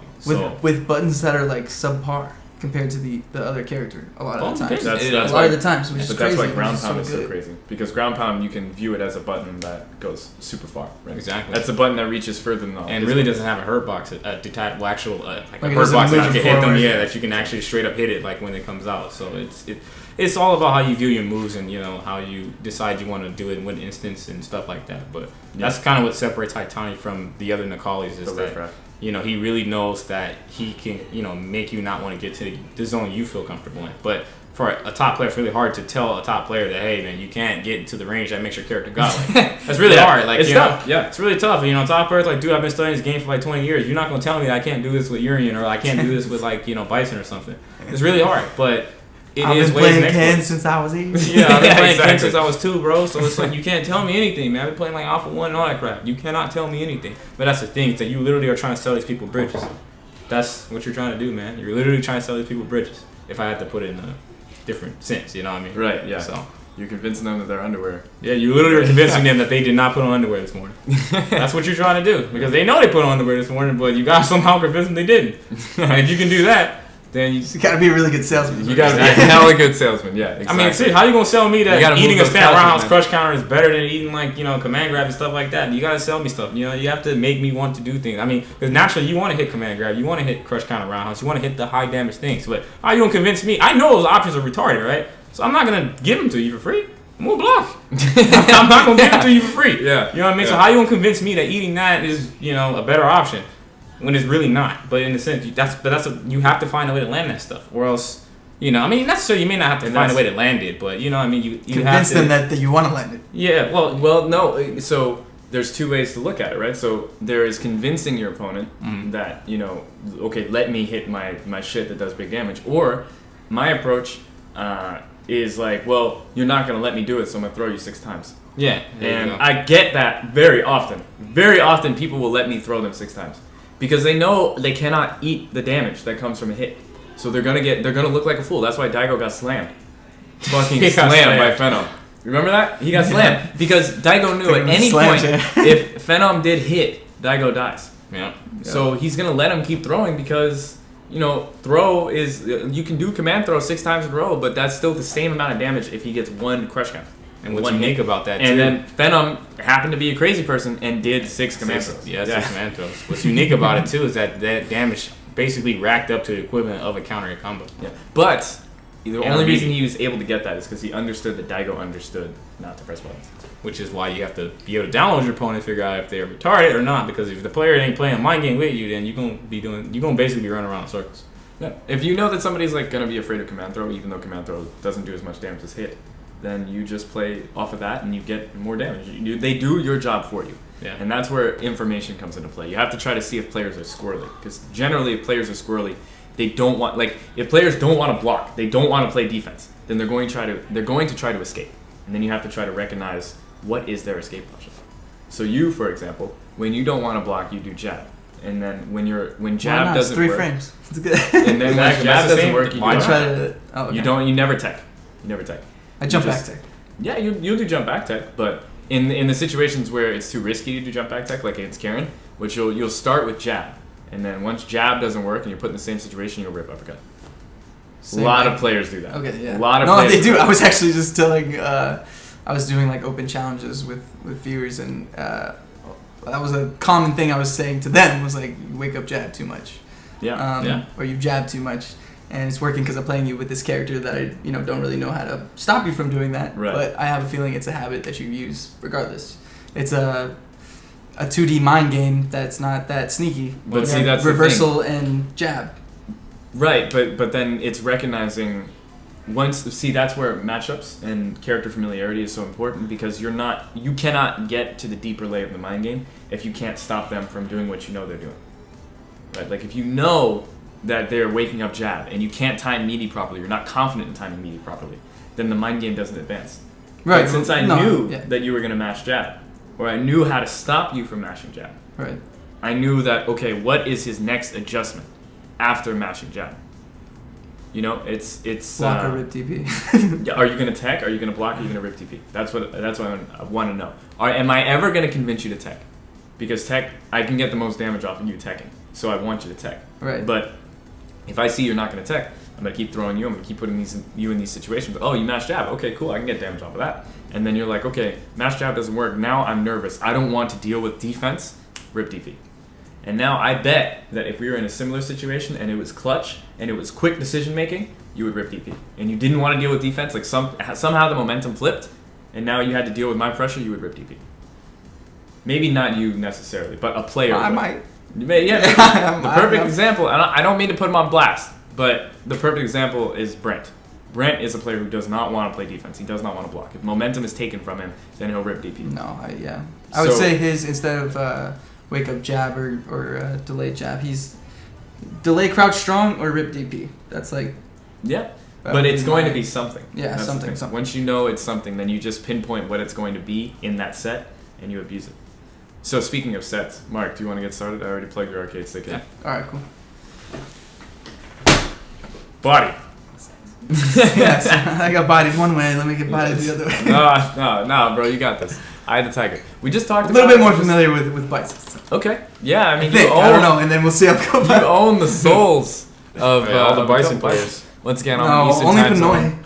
Thank you very much. Way too cool for you. I appreciate you coming by, man. And what's up, Lemon Crumbs? Bro, we played that theme song earlier. That shit is sick as fuck.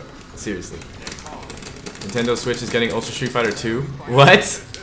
Ultra Street Fighter 2? Ultra Street Fighter 2. Is that really? Apparently, I'm gonna Google it. New update.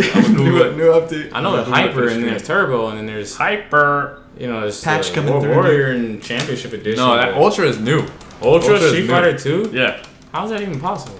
Yo, Drew, did you hear they're thinking about bringing back Street Fighter 4 to Wednesday Night Fights? They were saying if they can find somebody to run the tournament for Ultra, they were going to run an Ultra tournament. So I'm just going to throw that out there. I don't know how that makes you feel.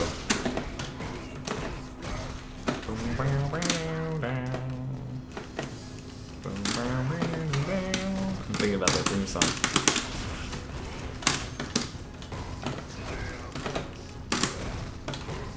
Holy shit, Ultra Street Fighter 2, it's gonna have violent chem. Only on Nintendo Switch.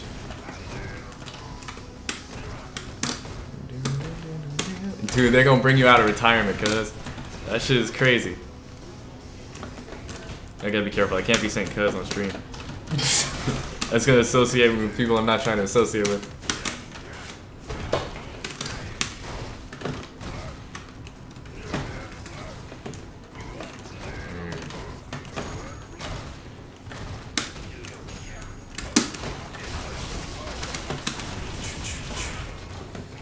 Yeah, music by Aether.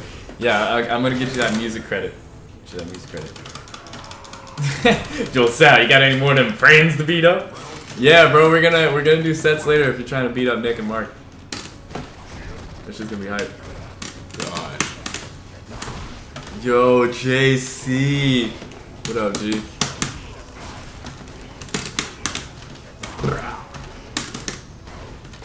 Yeah, in general, I feel like this match is definitely pretty volatile. I think what I've seen, I know Problem X says in season 1, Problem X thought this match was like 5-5. So I would imagine that either stays the same or would go advantage to Bison, in his opinion. Personally, in my experience, I definitely feel the power as Necalli against Bison. I could see how it would be like, you know, kind of frustrating from Necalli's standpoint, but I don't know.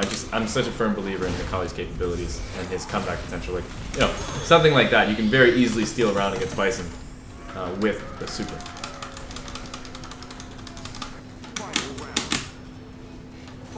This match is dangerous for both characters. Yeah, that's how I feel. I feel like they're both definitely have the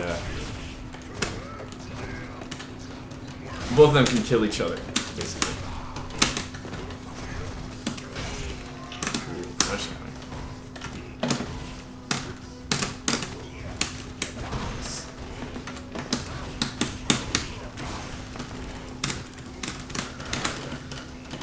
You didn't notice what you said immediately last time, so you guys pointed out.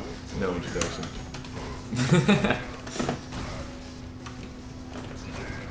I got mad friends speed up, bro.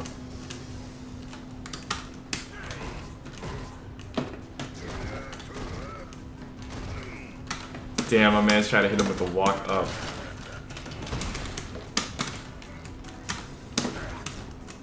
James Chen hosting awesome games and quickly for a few hours. Yeah, I mean, I think in general, like, a lot of fighting game players just appreciate difficulty in games, so I'm gonna move the dick mic. Dick mic. No excuses. Hamad asked Mark, what do you think of Akuma Bison? Akuma Bison? I'm not too much a fan of it because of the multiple different arcs that he can jump at you, but for the most part, I do feel comfortable against the chop. Like, unlike a lot of characters who have to kind of take that mix up, because I can parry it. Yeah, that's pretty sick. Yeah, and then start my pressure up. So I don't think it's too bad, but I definitely think a very experienced Akuma with more of like a vortex mindset is definitely more hard to deal with for Bison. Yeah. Underground, yeah, Andrew, I forgot about the underground speedrunning tournaments, dude. Those shits is crazy. Underground, bro, like that shit, they couldn't bring it to the surface. That shit had to be like on the low key, the lowest of keys.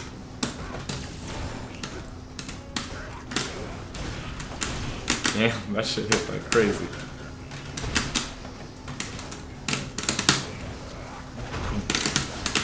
Man, that hitbox sounds crazy.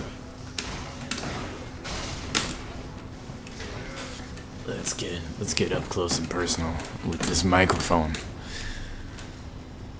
So again, you know, back to the footsie. Ooh, nice anti-air from Mark. Ooh, that was clutch. That was exactly what Nick needed. Ooh, nobody drops the combo. Oh, unfortunate. That's unfortunate. I medied several times already. I guess that was obvious.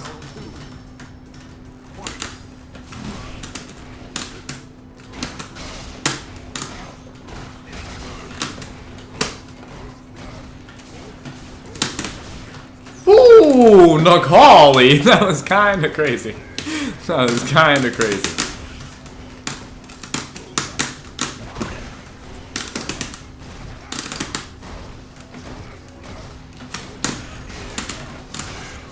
Meow man. What's up, Meow man? How you doing? Seriously, it's been a minute. How's it? Are you still playing World of Warcraft? Hey. You're trying to get that damage. Yeah, man, you want them Danimals.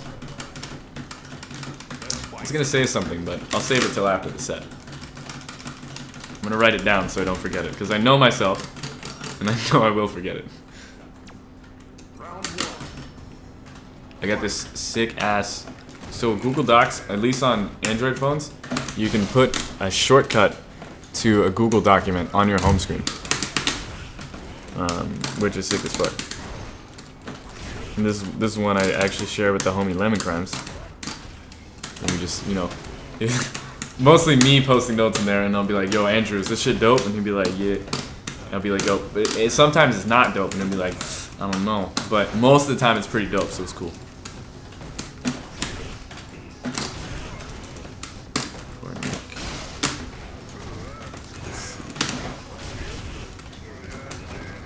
Alright, I remember what I was going to say.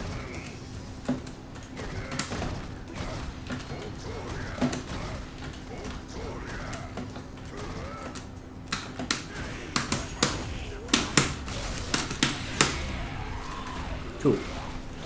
That shit is really tough stuff. Oh shit, tough stuff. Ooh, that overhead. Sliding the B trigger.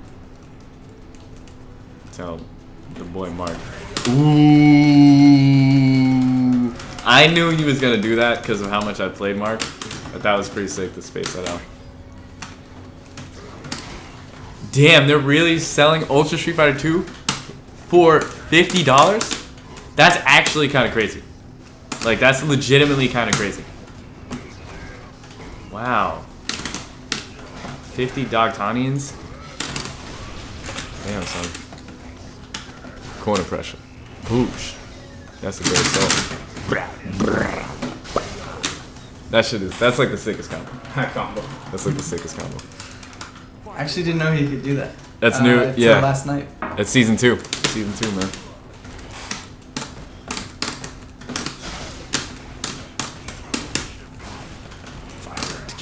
Yeah, I mean, I think Violent Ken's a really cool concept. A lot of fans wanted that.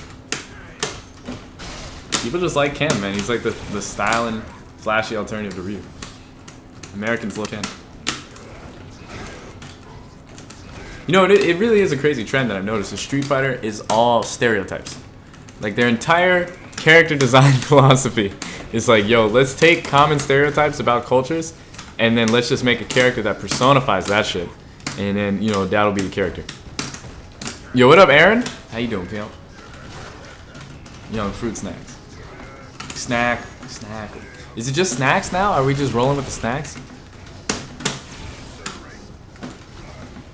Incinerate. It's always been stereotypes, yeah.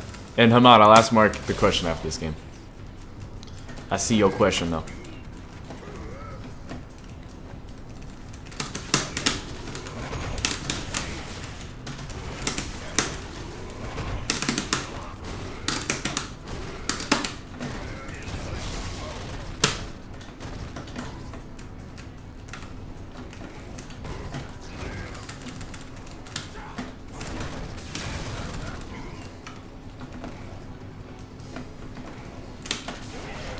Oh man. Oh man. I thought he was gonna react with like jab. I respect that. That was clutch. So Haman asked if you would pick Ken against Akuma instead of Bison. I don't like Ken versus Akuma because he can play mind games and bait the DP. Because since the DP is not invincible to frame 3, so then like I don't know about that. Because he can do the jump fire, like say he can make it look like he's gonna jump in, but then do the fireball late, and then it counter hit you on the way up for sure you can, and you're grounded, so you get comboed. And then escaping the demon flip pressure is kind of annoying because he can make you believe that you can crouch pierce it normally, but if he has certain strings, if you try crouch pierce, he'll go over it and then land and then get a full punish. And then generally the pressure is hard to get out of, and you have to spin the bar, which you kind of need to kill Akuma. So it's one of those things that, you know, I'm personally, for me, in that match, I'm not comfortable playing it. Interesting. Okay. Cool. Yeah. Sounds like an explanation. Yo, what's up, Anton? How you doing, dog? Oh. Just want to see what Akuma is all about. So far behind. I legit just bought the game like not even 2 weeks. Oh, did you get a PS4? Did you upgrade the PC? Punch-Out was almost racist level at times. So, dude, Punch-Out, that shit was crazy, man. That's, you know, that's just the philosophy that a lot of Japanese developers have, is they just take, like, stereotypes, personify it, and then boom, that's a character. It's pretty crazy.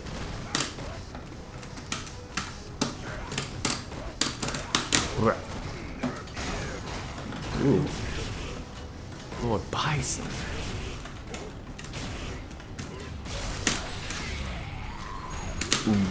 Wow, I didn't know Nikali could G-Dragon.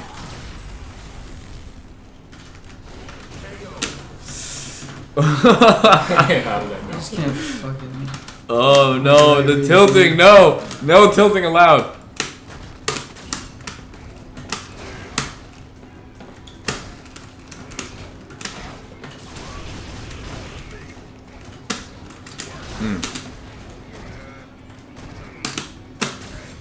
Are we getting an arms breakdown in March? I don't know what that means. Arms? Trying to break some arms, bro? Damn. Alright. That's 4-0. We can adjust. We can make adaptations. Or, you know, maybe not. We'll see, though. Tune in next week. No, I'm tilted. No, Andrew, it's okay, bro. It's all good, Andrew. We'll survive. We'll survive.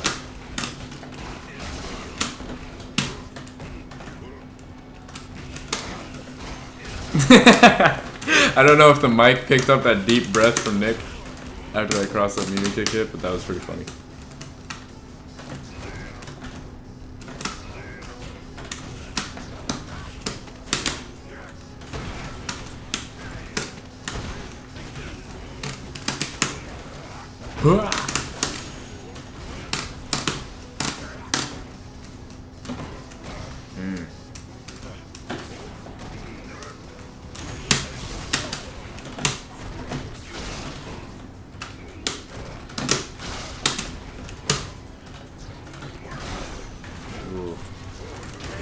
Ooh, man. The bison. Original, I have no idea. Is it like spaghetti or marinara? Rigatoni. Or is it Mario? I remember the dude looked like Mario.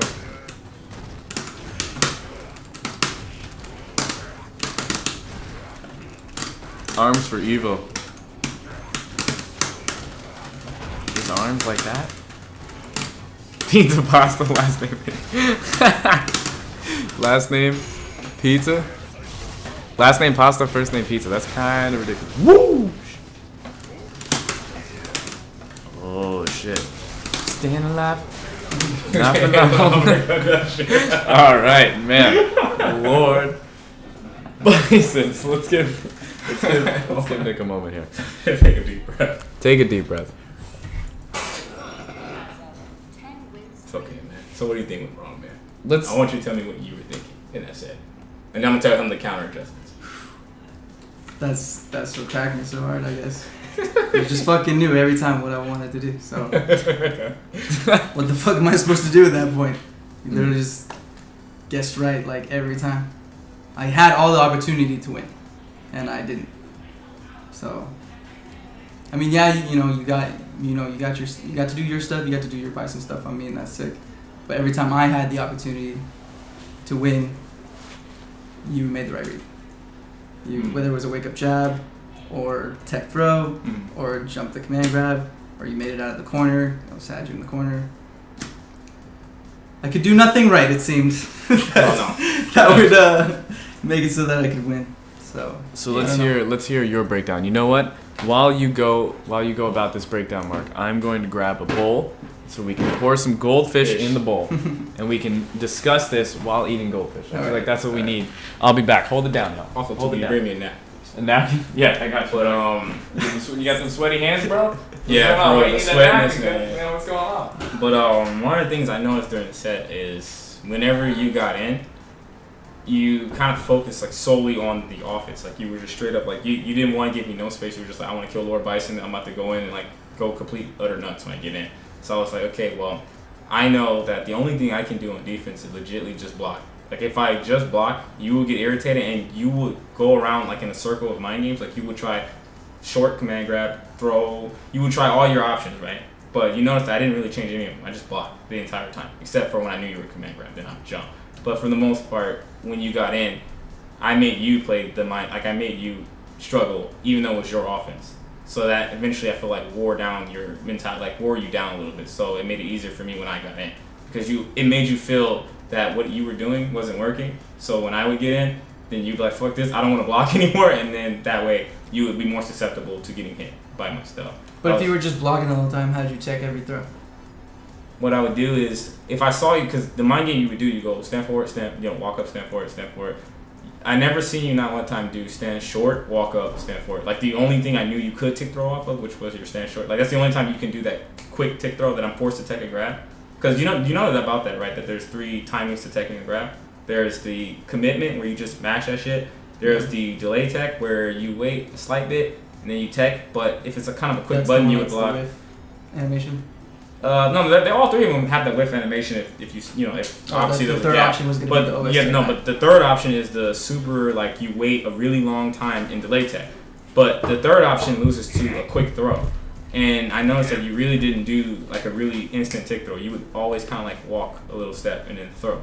Or you would try to mix it up between that or walk up, stand forward. So when I knew I was in a range where you couldn't possibly throw me, I just didn't press anything.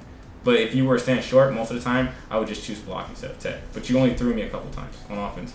And I mean, if you really didn't notice it, you did land a couple throws. But they just didn't turn into anything because I knew in mid-screen, if I hit a throw, you couldn't do anything. Because when you're grinding the CFN, nobody just blocks, bro. Nobody. It's so frustrating. So when I run up against this is what happens. When I run up against a player who has good defense, it cracks me so hard. Because then that's when I feel my command grabs become obvious. Mm-hmm. And then when that happens, I'm like, I'm fucking dead in the water. Well, you gotta remember too, don't always lunge for the first opportunity to do a command grab. What I mean by that, I mean by the first moment you sniff somebody's gonna block all day, it's still not a good idea to use command grab. You know what I mean? Because you never know when they might just jump or they might just press a button or do something. I feel like command grab is best used as kind of like a mind fucking tool. You know what I mean? Mm-hmm. That it makes people feel like, damn, like fuck, I really can't do shit. Like, you know what I mean? Because the thing about command grab is every good player knows that it's just better to eat the command grab than to eat like a Macaulay 500 damage counter combo.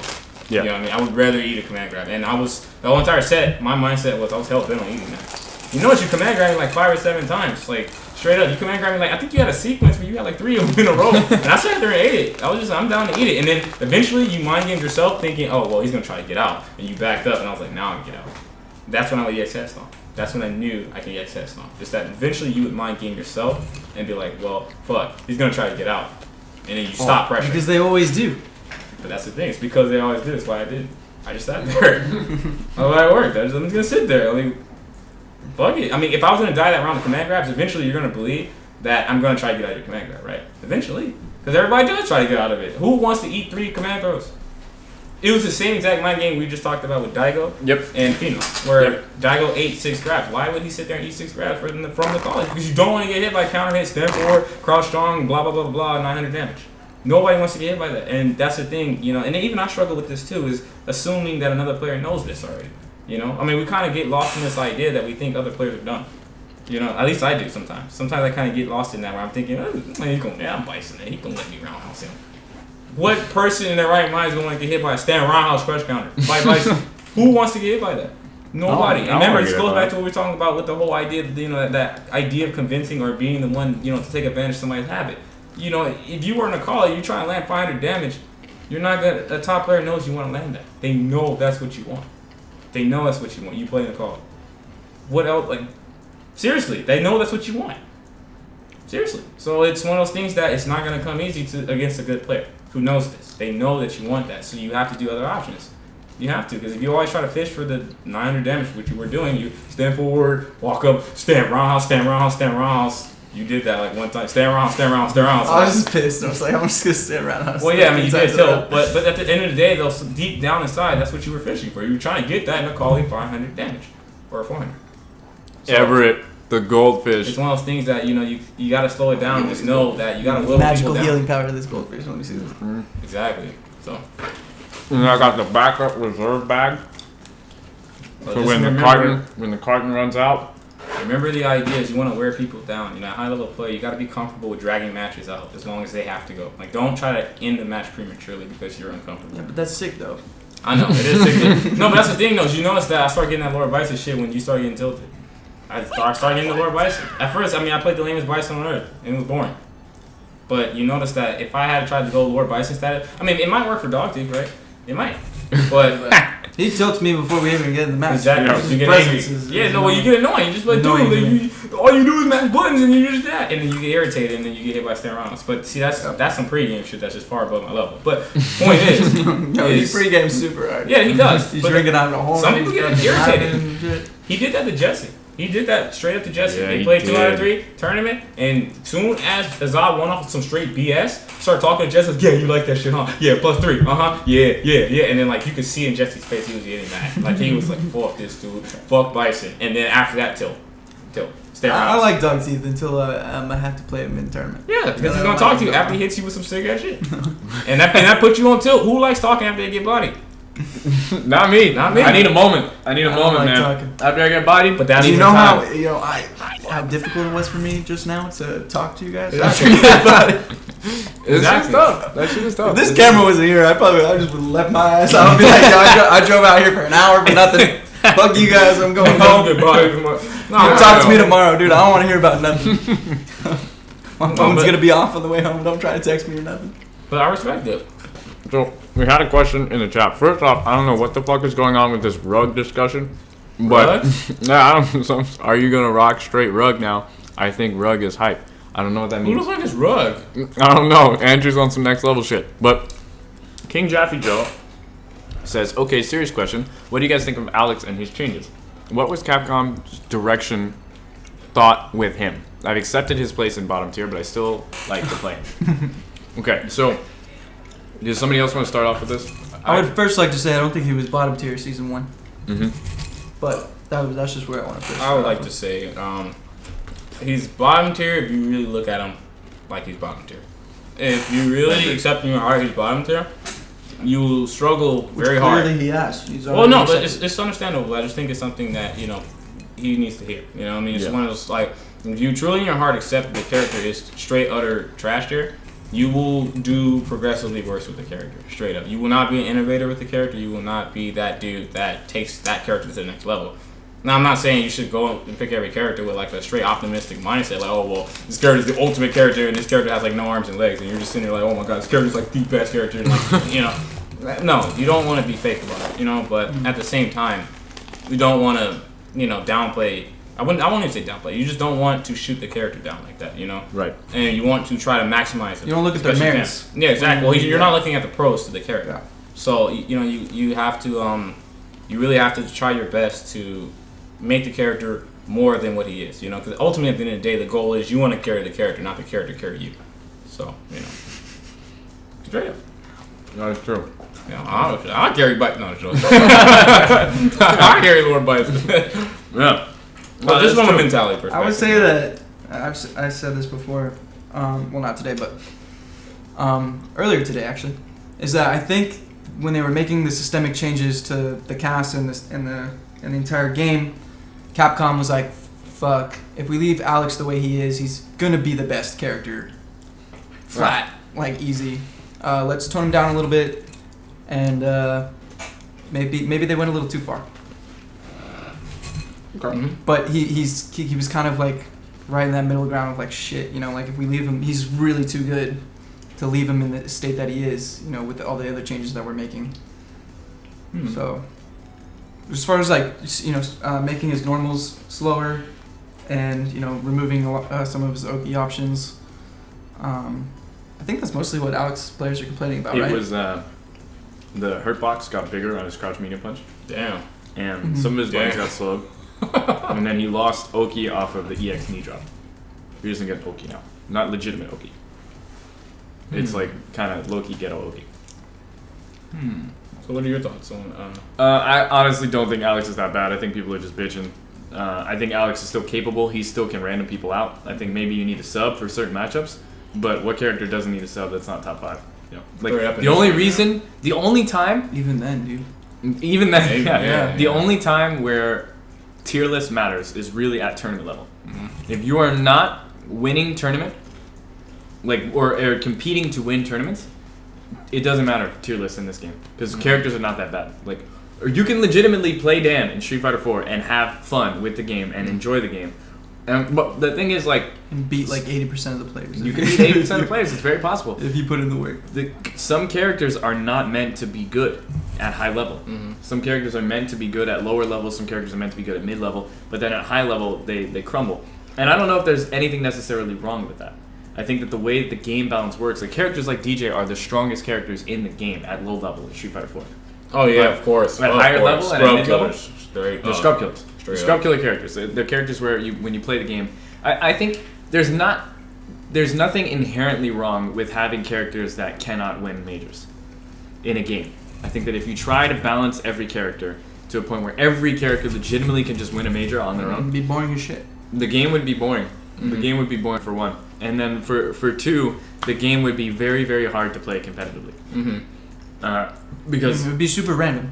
It would be like rock, paper, scissors. So everyone's equal. Random. No, it would be. It would have a really high random out rate. Like there will be no dominant, like a straight dominant player. Characters like Alex Alex is never meant to be RBS. Sorry. What? My bad. No, you go. You do your thing, man. Talk about. Oh no, I was having like a side. He was telling me about Rock Paper Scissors Associates League or some shit like that. Like it's an actual underground Rock Paper Scissors syndicate. Same with underground speedrunning. Well, I saw like a World Cup for Rock Paper Scissors. See, dude, everyone just like got together and got super fucking drunk. Like the last two, like the grand finals, these dudes are just like hammered, bro. It's just like I don't know. And dude, the crowd's getting so hyped too. The crowd was so hyped. Like every hand that was. That Rock Paper Scissors tournament is real, bro. Like, $100 in that shit. Yeah, no, Rock Paper Scissors is real. But anyways, some characters are not meant to be tournament winning characters. Fong is not meant to be a tournament winning character. That's just the decision. That's the design decision they made. Mm-hmm. They do not want the game to be dictated by Fongs. So they nerf Fong. So he is still capable, but he has some matchups that make you think, damn, should I really only play Fong? You should have a sub. You should have a sub. If you're going to be playing competitively, you should have a sub. But if you're not, it doesn't matter. It really does not matter. The only thing that matters is winning and losing. So if you just win when you can win and lose when you just try not to lose and try your best to win, then, if you like the character and you like the way that the character is played, you have to adapt to the way that the character works. You can complain and you could wish for different things. You can request certain things, saying that, man, I really feel like this is unfair because some system mechanic or something that only one character can abuse, or like a hurt box issue. Maybe I understand like a hurt box issue, like with certain characters you just cannot combo them properly because their hurt box is fucked up. That's frustrating. Elena was a perfect example of that. And in this game, Laura also, like to a lesser extent, but some combos do whiff on Laura. We were just talking about that. Yeah, Laura has certain hurt box issues. A lot of Yuri and stuff. Her boxes are super hard to whiff punish. It's not just the hurt boxes. I'm talking about her character model. You cannot do certain combos on Laura. Certain combos miss on her. Like Urian somebody was mentioning that. We were trying Urian loops. They do not work on Laura. There's she's too fucking Ken cross strong counter hit. Back strong doesn't work on her unless you are dead square in her face. Which chances are why would you want? Because of the counter hit pushback. Like counter hit stand jab and a stand medium kick with Nikali. Certain characters it works on. Laura's one of those characters that it pushes her back too far. You can't get the medium punch. So anyways, the point is, personally, I don't think Alex is that bad that you can't play him. He still has dirt. He's still super cheap. He can kill you in 2 sequences. Literally. Legitimately 2 sequences. If he gets one EX powerbomb, stand roundhouse, and then boom, like you will be stunned and you will die. Yeah. So, one crush counter lariat. And then lariat got buffed, so now it combos into the medium punch naturally, which is a really good kind of quality of life thing for Alex. It is frustrating. I think the slashes it's unfortunate that he can't pressure with those anymore, and that his crouch medium punch isn't as good of a footsie tool. But I think that the character is still dangerous, and I could see maybe wanting to have a sub for the character. But I don't think that he's that bad. If you like Alex and play Alex, and don't bitch about him being low tier if you know the character is low tier. If you know going into it the character doesn't have as many tools, that is what you're signing up for. So you can complain about that and just stay bad. You will not improve. The reason why it frustrates me so much to hear this is because people are only limiting their own growth. That's the only thing you're doing. You're not making the character better by complaining about the character. Maybe if there's a patch coming out and you're talking in the appropriate way, in the appropriate form, saying like, look, man, I really don't think it's fair because of this, and that. I think the character could use this, and that to be competitive. Blah, blah, blah, right? That makes sense. But just like, well, I lost because, my character's low tier. So, what do you want me to do, man? Low tier. Like, it's DJ, bro. Like, what do you want me to do? Alex, exactly. Nothing I can do. Like, that is not how you become a better player. Well, it's an option select. That's what it is. It's an option select because people want to defend their pride. Yeah. Well, if they win, it's them. But if they lose, it's the character. Yeah, and it's something that sucks. See, there you go. Nikali sucks, man. Everything I said before, about how he's got like, nah, bro. I miss all my Aegis reflectors, man. Urian, man. Life for Urian, the struggle. Yeah, Exactly. So yeah, that's what I all my moves require charge. So yeah, charge is bad, man. Struggle, man. Hold them down back. It's hard, dude. You know, getting that 40 charge frames. It's hard, man. I'll also say there's plenty of examples of people making the character work still. Yeah. So hold that. It's just making the best. It literally turning shit into gold, straight up. It is. Like, I mean, you can literally just look at the shit like, yo, this is just horse shit. What am I gonna do with this? Or you legit look at it like, man. Sell on the bridge. Yeah, legit, man. You turn the shit. You like, yo, this is some poo right here. I want to make it gold. Seriously, Street Fighter 4 Makoto's. Back in Super too, they were wrecking people, even though she was legit trash. Yeah, Super Makoto was trash. She legitimately was bad, like undeniably bad. Yeah. Like, you know, some characters are like, okay, well, they may be bad. You can argue it, but you know, it's one of those things. No, legit dead ass. Like the character's ass. Like half her moves missed on like half the cast. 90% of the cast actually. So it was wrong. Is that lag? Oh yeah, that's lag. In conclusion, do you feel that Alex's nerfs were justified? It doesn't matter. It nerfs, doesn't matter. It happened. You know, it happened. It's one of those things. Every character got a nerf. Every character got a buff. Why did they buff Laura? It doesn't matter if it was justified or not. It's not about it being fair. Yeah. It's not about it being fair. I think that's the key thing that is a common misconception. If the game was fair, the game would suck. Straight up. If there were no top tiers, it was just even.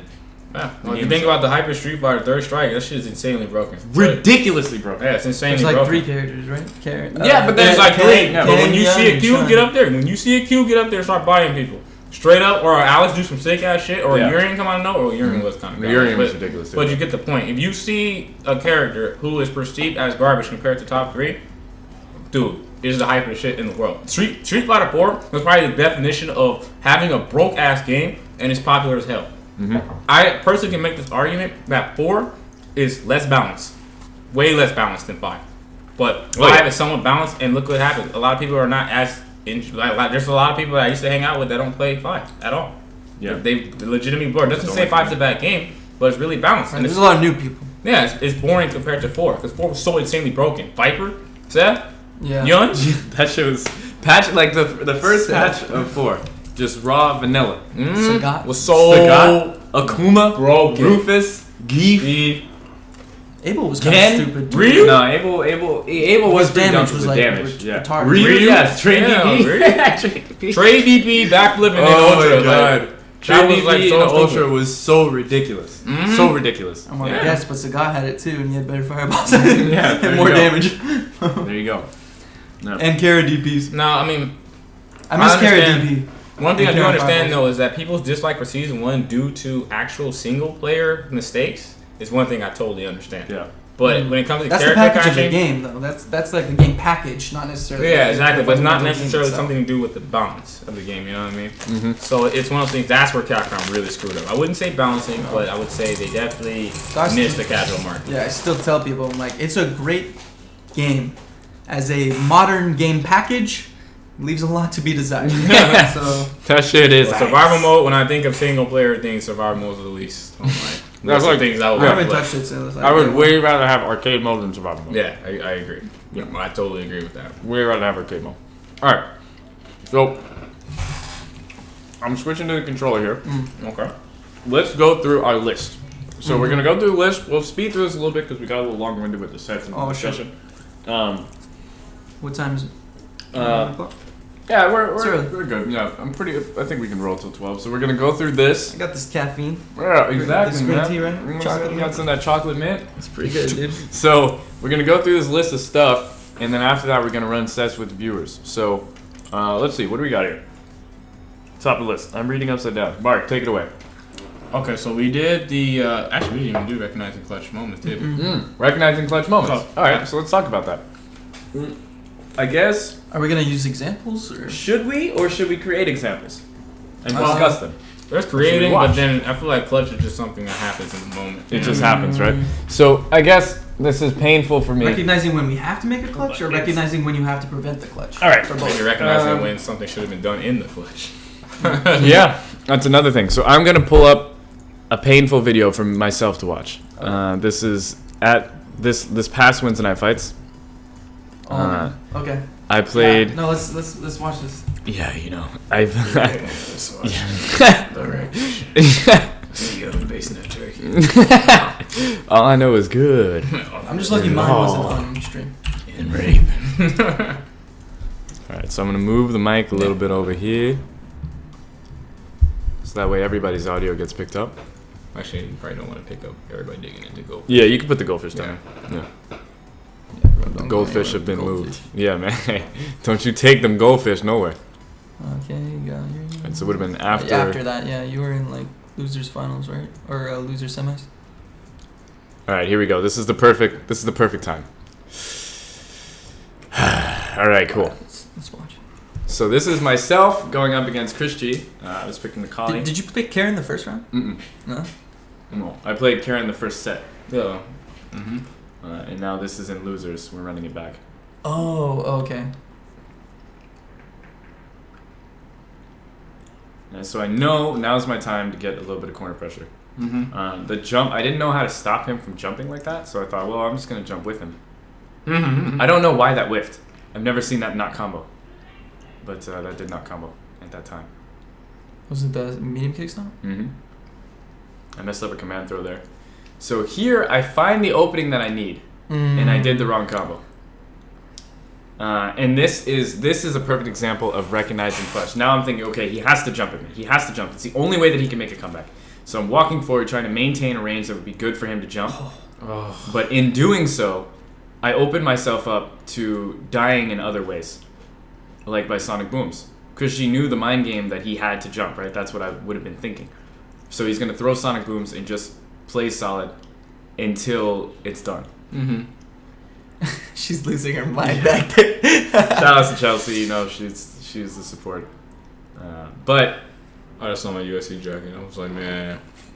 I have no idea what you just said. No, I just saw my USC jacket on the thing. I was just like, man. Oh, yeah. So. Let's watch it again.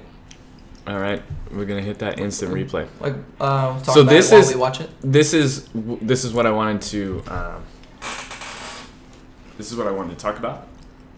This is a perfect example. So in this moment, the reason why I did the wrong combo is I'm unfamiliar. I straight up do not know Nikali enough.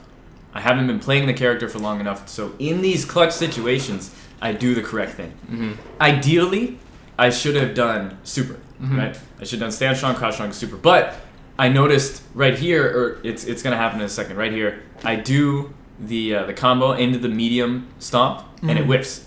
So I think you might have canceled a frame late. That's possible, but I didn't know why at the moment. So I thought maybe it was a distance thing. So I thought, okay, if I'm far away again, I'm not going to do medium kick stomp. I'll do EX. Yeah. Oh. Because that's why I wanted it to hit. But if I was going to do EX, it didn't kill. It was a frame off, right? Or a pixel rather. But if I had done the EX slash, it would have killed for sure. So, if I had known enough about the character, if I had been in a situation like this before it was time for tournament, then I would have made the correct decision to kill there. And afterwards, right, now knowing the player that Chris G is, knowing that Chris G is a good player, knowing that he has to throw sonic booms or jump to kill me. Shout out to you, Ruth Venom. Ruth Venom. Venom. It was just I said Ven Moon. No, that was Venom, dog. Oh yeah, Ven Moon. You're right, Ruth Ven Moon. All right, excuse you. So what? Oh shit! I've been calling him Venom for like ever. Body. So it's Venomoth. What? All right. Wait. So what? Tatsuya used this out. Another way you could have won was by doing stand fierce and heavy punch this guy instead of low forward into light punch after low forward reach. But he got the confirm off the standing medium punch. Yeah, it was off the standing medium punch in the first place, right? He's talking about when I got the V trigger. The problem with doing that, Justin, is that if you cancel into the medium kick late, the stand fierce doesn't combo. So I wasn't sure if I late canceled into the stand medium kick because I didn't do it immediately. I like hit confirmed it. So it was either frame perfect or it wasn't. And if which it's not, situation is he talking about? He's talking about earlier in the set when I went into V trigger. I got a low forward and went into V trigger. But the problem is that if you're a frame, crouch strong slash. No, I did low forward slash. If you're a frame off, because it's from distance. So if you're a frame off, then the heavy punch doesn't combo. So I was playing it safe. But the main problem, so it was the combo, right? That was the one thing. But the other thing I wanted to point out is that in this situation, right? So I'm gonna back it up a little bit. In this situation here, what I should have done. So I'm gonna let it get to the point, right? Let it get to the point where it doesn't connect. It's going to be right here. Whoop, whoop. Where does it happen? After this. Okay. There. So in this situation, this has not killed. The only way he's going to win is by throwing booms and sneaking in a jump. What I should have done was ground pound. That's what I was waiting for. Ground pound. Ground pound to stop the fireball. But you were so convinced that he was going to jump that the ground pound was like to you the riskiest thing that you could have done. I wasn't thinking about it. You weren't thinking about it at all? I forgot Macaulay could ground pound. Oh, dude, that thing's so fast and good in V trigger. Right, but I didn't have experience enough with the character to understand, right, or to think of that in the moment, because I was only concerned with, okay, how do I stop him? I have crouch strong, I have low forward, all these buttons are risky. I'm not going to press the button, I'm going to wait for the jump. But if I had known I had ground pound, if I had remembered, I could have created distance where jump wouldn't have been. He couldn't have killed me off the jump, and then I could have ground pound the sonic boom. And you could stand to trade with the sonic boom. So yeah, exactly. Whatever.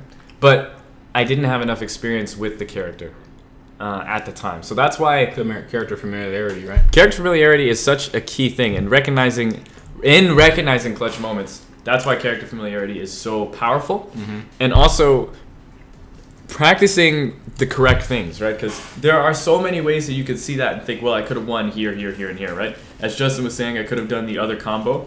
It would have done more damage. I would have gotten... See, it's not as simple as do a different combo, it would have done more damage, right? But and then later on, it would have been the same situation. No, scaling makes that definitely more of a harder... Not so much scaling. That's not really what I'm thinking. But the Oki is different off of the light slash. If I go low forward and light slash, or if I do stand fierce and a heavy slash, it leaves a different mental impression.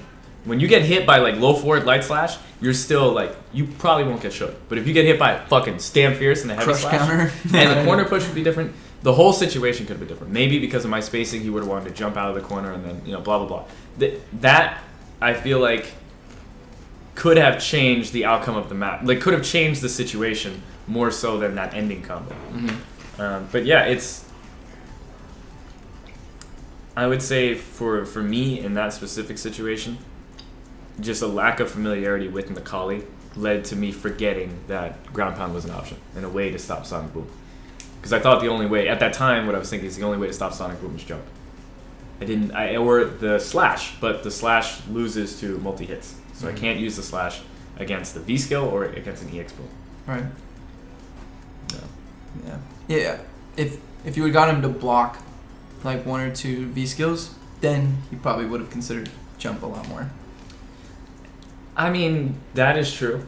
Yeah, but I don't think he was going to jump in that situation. Probably not. Because why would he? He knows he's going to die if he jumps, so he's going to bulldog. But the way that you beat bulldog is ground pound, because he can't bulldog with boom. And if he can't bulldog with boom, he can only dash. And if he dashes, blah blah blah. You see what I'm saying?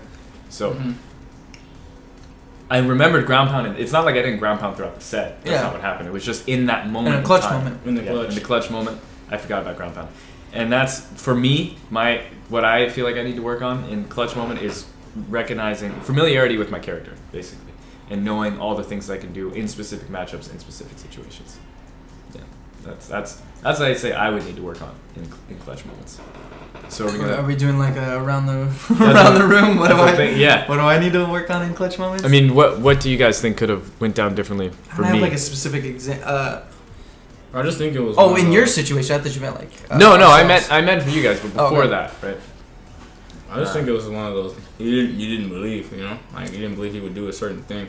To me, what I was seeing when I was watching you, so I was like, okay, he's just doing this block and block little shimmy towards the end, not right here. He's looking to convince him that, like, you were looking to make sure that he.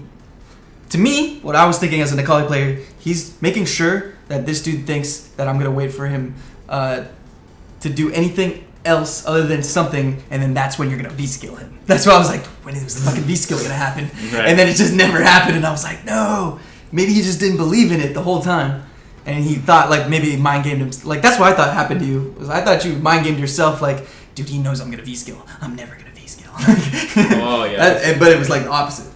Mm-hmm. And I wonder if he was thinking the same thing. Like I don't know. I don't think so. Nah. Yeah, I was thinking more of when you had just in that specific clutch moment. It was just one of those like you didn't believe. Like you thought he would jump because logically, in a sense, most people would have jumped right there to try to get out the corner.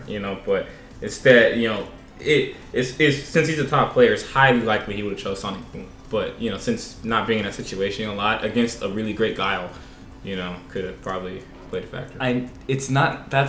I see that, but that's not where my mind was. It was literally I had no way to stop Sonic Boom, so I can't do anything about Sonic Boom. But I did have a way to stop Sonic Boom. I just didn't. You're doing it right here, where you were. Doesn't matter. Yeah, but in that moment, you didn't think you had a way to. What matters is in the clutch. Yeah. Nice whiff punish. That was that. Yeah, of course. The clutch is definitely not the situation where it really mattered, but it's one of those things that. Could have canceled it. It's also too like when you fight a lot of guys, not a lot of guys choose that option because every guy I fight, they always do jump short every time they get out. That situation, they choose jump short. They don't choose Sonic Boom bullying or like trying to control that space so you can't get that last hit. And I think what really screwed everything up was that one initial EX boom that you had to block that pushed you so far out. This whole situation could have been prevented right here too. I win that round. Even so, but you were in a position where like you didn't have to be, Or I think I went back too far. But you had a combo where you got the confirm in the stand medium kick, and then you did stand medium punch, and then you did standing roundhouse instead of confirming into the slash, which would have almost put him at. Actually, you probably could have EX slashed, and it would have stunned him. Yeah. Character familiarity. Yeah, exactly. But I mean, that's bound to happen when you're picking new characters in tournament. You're kind of bouncing in between Macaulay and. No, absolutely, and this is it's good. It happens now with Wednesday Night Fights, not At a major, yeah, that's true. Yeah. Oh, change scenes. Thank you, Justin. Oh, appreciate that. Are we not looking at the? Yeah, we're just staring at ourselves. Okay, yeah. So we need to practice clutch, and then it's just like focusing on so clutch. But yeah, character for Brent, I think told me said it really good to me one time where he was just like, honestly, it's just really about the character. I tried to go through the boom, but I see. Multi hits beat that. I learned that on that day that multi hits beat that. Yeah, the slash only has one hit on armor. But yeah, he was just telling me that like he was telling his experiences from Balrog to Rufus, and even in Street Fighter V, how from Kin to Balrog and other characters. 'Cause I had to ask him. He was messing around with Bison. He did go Bison, but he wasn't really serious. He was just trying to win a free PS4. But with his Balrog change recently, how he's been playing Balrog on the side Nash. I was asking him like, why aren't you running these characters like along with your Kin? I feel like you would do a lot better if you ran these characters.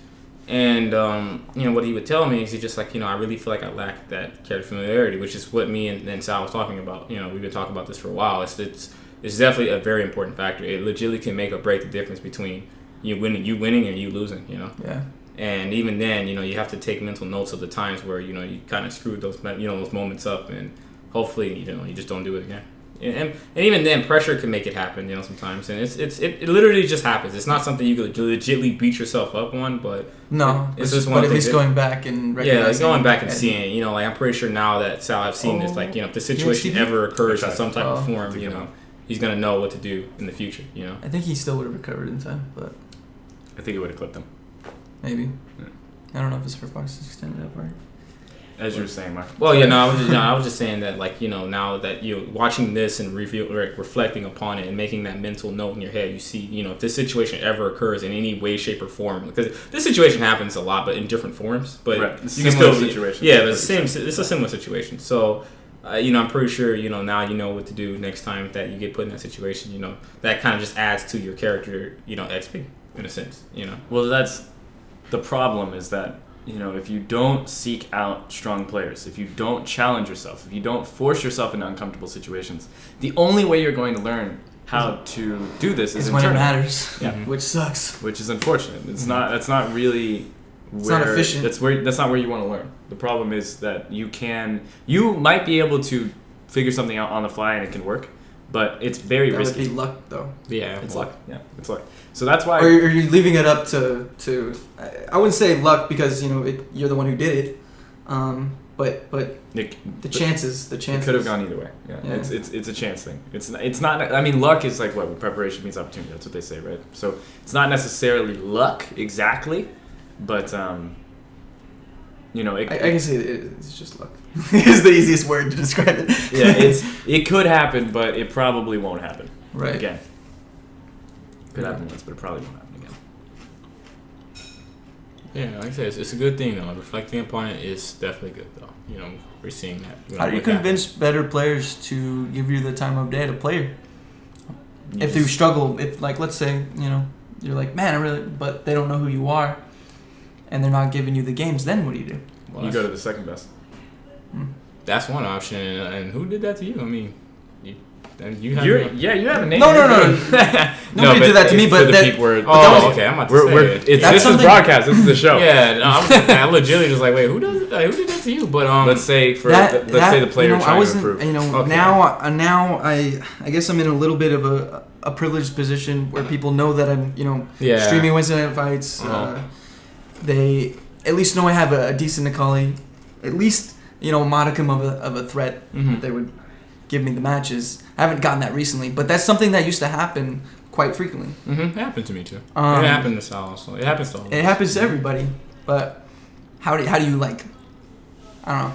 I guess I wasn't really expecting an answer either. The answer is like, hey, get better, and then hopefully. No, because that's a legitimate question. The answer is that you get the second best. Either if people will not give you the time of day because they don't deem you worthy, then they're kind of douchebags. That's for one. Yeah. Number two is if you really can't get their attention, then you find the second best. Work your way up until you get to the point where you can beat these players. The thing about matchups is, once it comes back to the three tiers, right? Once you understand matchups, it's about playing against the player. You could theoretically never play against Chris G, but practice against strong guys like Ice, Aziz Sensei, I don't know, other guys that are also strong. I don't know, you can find them. Dude, can we make like a list of strong players for every single character? We can do that, but that'll be another time. Okay. You can watch those players. You can play against sometimes. Sorry.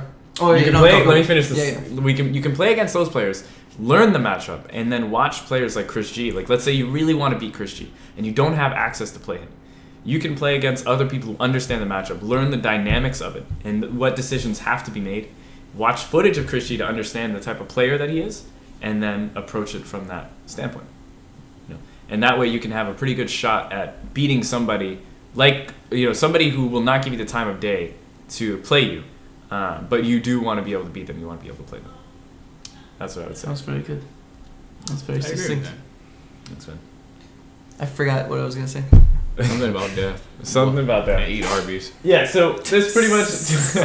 So I think we got... Can you switch me to full screen? Pixelation full screen? Boom! So we got 2 of these goals out of the way. The next one is finding motivation. Finding motivation. So this was one mostly from Nick. Yo, Pat, what's up, dog? On the tail end. Is that Pat? Young Big Pat. Pat Monster. Yo, you made it, dog.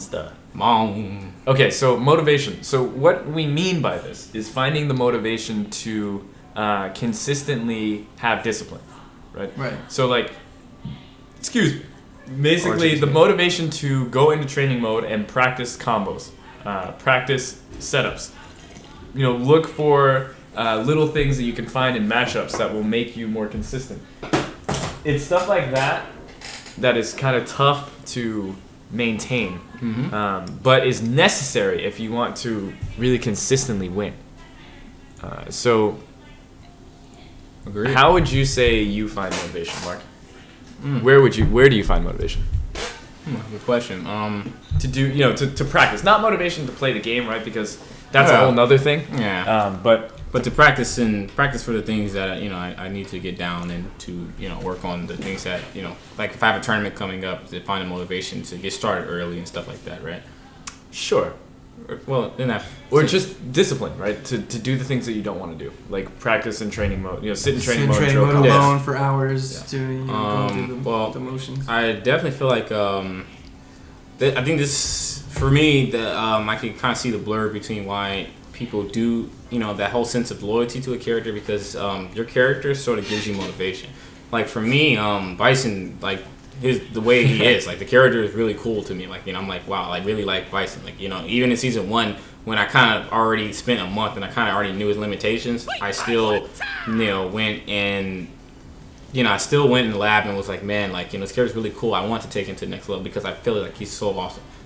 So I feel like for me, how I cultivate my discipline, or like to how I strengthen my discipline, is what I like to do is I like to just kind of think about what are the pluses to after the training is done. You know, like if I can't do this combo, how awesome would it be to hit this combo on stream? You know, how awesome would it be to do this sick thing against this character, or just letting that drive of wanting to beat a player or a character push me to the next level. Because we always hit walls, and for me, when I hit a wall, I'm just kind of like, well, there's been many times I felt like I can't get to the next level. I can't do it. I just can't. And somehow I would just be better the next day. Like, through just not giving up, honestly. I would just say really not giving up is what really helped, really discipline me and keep me in the game long enough, and help me want to always find ways to. But it's the desire to do some dope shit. Yeah, basically, yeah. So but it has to be, it's a desire to do some dope ass shit with Bison's theme song playing. Which I had the opportunity, but I got bodied. But hey, that's why we pick ourselves up, dust the shits off, and get back. Exactly, yeah. The hardest thing is to take a really hard loss and get back up and do it again. Yeah. That's the hardest thing.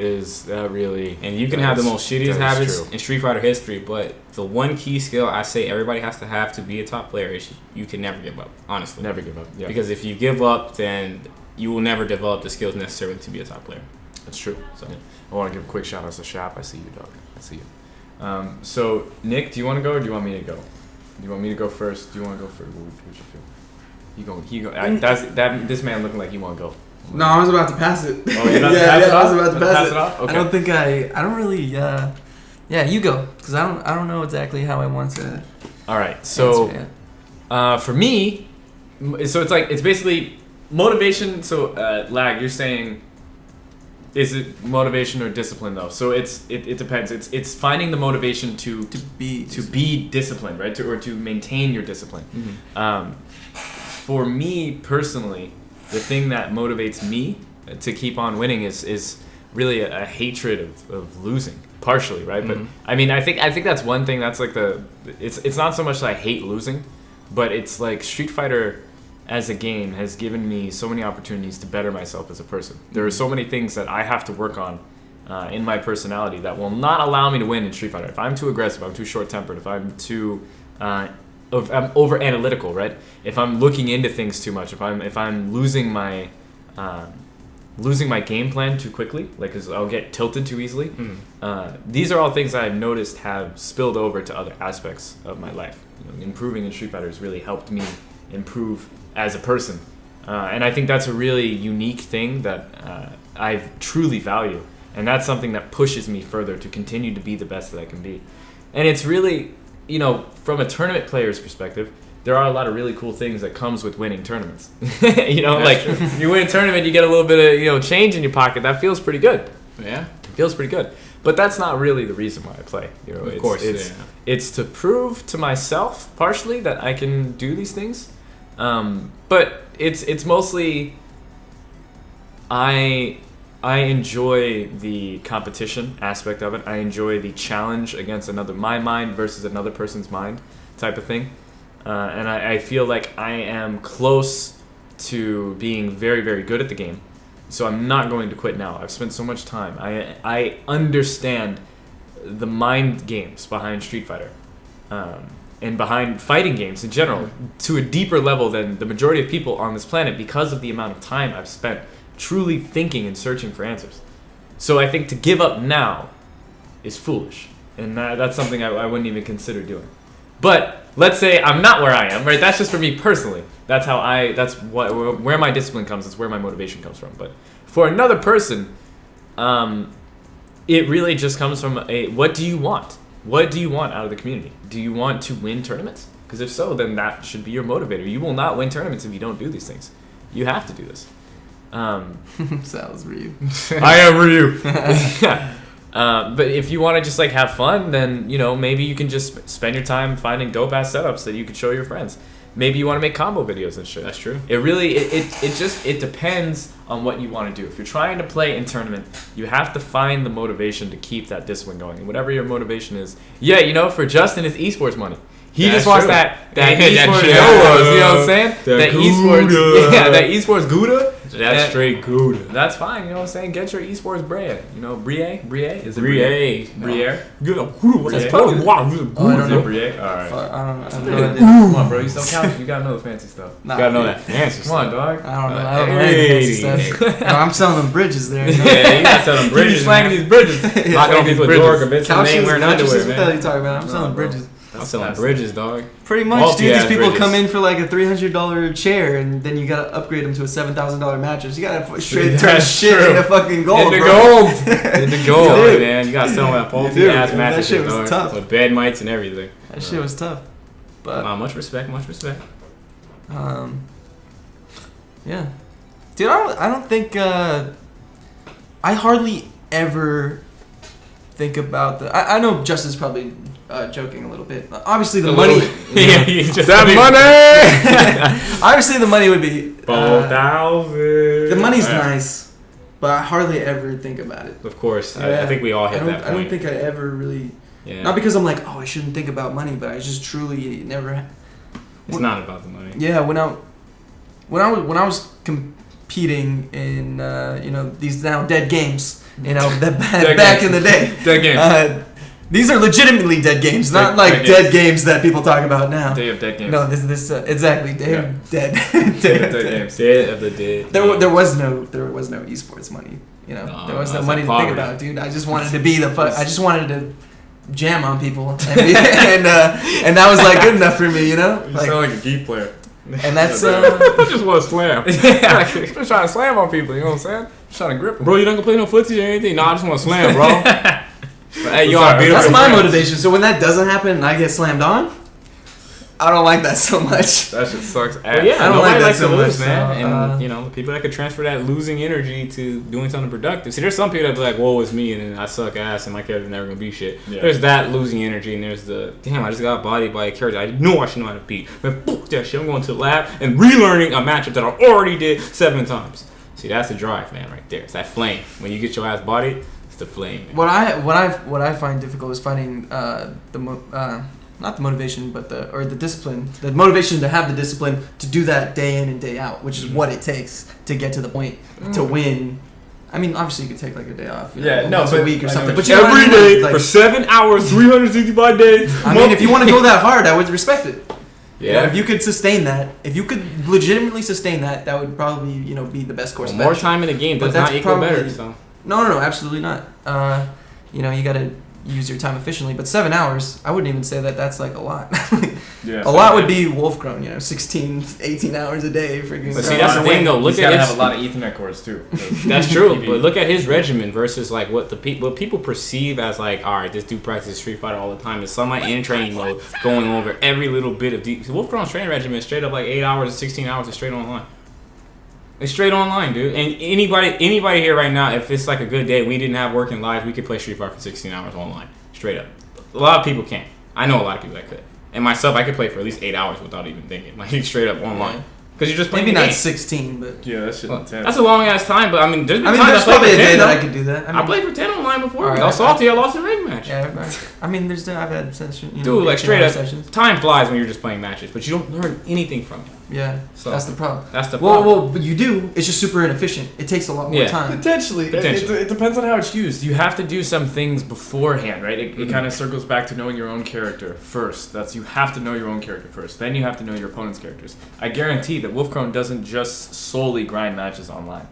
I firmly believe, and I could be wrong, but I believe that he probably goes into training mode, figures out some shit that he lost to, and then figures out answers to it, or he'll look for answers to it, and then he goes back online and he'll test it against other people. Well, when we take 16-hour sessions, like those long ass drawn out sessions. But that's the thing is when you say that, it kind of gives that implication that Wolfcrone doesn't do the other things. No, he does do the other things. I was under the impression that he didn't. No, he does. But that's when you say it that way, it makes. Well, I was saying he was giving me that impression, but that's the impression I've gotten from other people too. I think that's the general impression that the entire community has right now. But he doesn't, which is, I guess I fell into that trap, which is. Well, because if you watch his stream, that's sort of what he kind of does. But we don't know what he's doing. You don't know what he's doing in the stream. And the thing is, in order to get to that point, he spent a lot of time grinding and training mode to figure out his own character.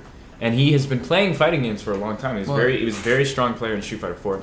He played at an international level. Mm-hmm. So he knows how characters work. He understands character archetypes. You know zoners, you know rushdown characters, you know brawlers. You know these things. So once you can categorize characters into that, you can kind of figure out more easily how to shut them down. Shout out to Pat for not having followed before. At least he got the follow. Blowing your shit up. At least he got the follow now, though. I appreciate you, dog. Appreciate it. But yeah, like once you get to that point, you don't necessarily have to work as hard. It's just about maintaining, right? It's like if you get hella buff, like fucking day in, day out in the gym, nonstop, like 4 hours you become a day, like 400 pounds straight muscle. Damn, that is kind of like that is like straight up. No, like, I'm talking you can't walk through doors. You gotta go through that shit sideways. But I'm talking full on buffing. Talking about like Resident Evil BOW. I'm talking biological warfare shit. Holy right? shit. So, once you get to that point, in order to keep that buffness, you just have to maintain. Right. You do not have to work as hard as you did. It's like you're doing like 60 or 70% of the initial work that you did before. You still have to work. You still have to maintain. But it's become easier to maintain now because it's become habit, for one. And two, you don't have to work as hard as you did before. Exactly, to get to that level in the first place. Because you just have to maintain. So, looking at players like Infiltration, Wolfcrow, Mago, Daigo, Tokido, these players, they grind online for so long because they already understand their characters. They understand character archetypes. They've been playing games for a long time. They understand player psychology. All this stuff they learned in previous games. See, that's why I feel like I gotta... You gotta do all that. I gotta go back and I'm hitting that wall on ranks right now a little bit. Dude, I still think I could get 20K. Yeah, but sure. I could have done it a lot faster had I had already known. But that's the thing. If I had done my homework. That's the thing is, if you just look at the people who are already there and just do what they do, you're skipping all the stuff. Yeah, you're skipping to get there. The intricate parts. You're skipping the really most important parts of becoming like at that level.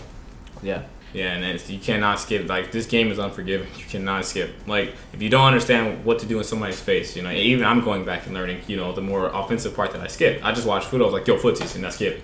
I legitimately skipped it, and then I was just like, yo, I'm so godlike. And then when I had to play a character that straight up was like, nah, that don't work. You gotta straight up go again. And then I was just like, oh crap, dude, fuck, I suck. And then it's like, my offense ended up suffering. Which, thanks to the efforts of, Sal and talking to Chris and Brent, I've gotten much better at it. I've developed that fundamental muscle, because that is a part of fundamentals. It is, yeah. It's a part of fundamentals. That's the thing. Everybody kind of has their own idea of what they want to call fundamentals. But there's so much. There's so much in fundamentals. And that's why it's wrapped up in that word. Yeah, it's a lot, exactly. Yeah. Bro, you ain't playing fundamentals. You just spacing and zoning. That ain't fundamentals.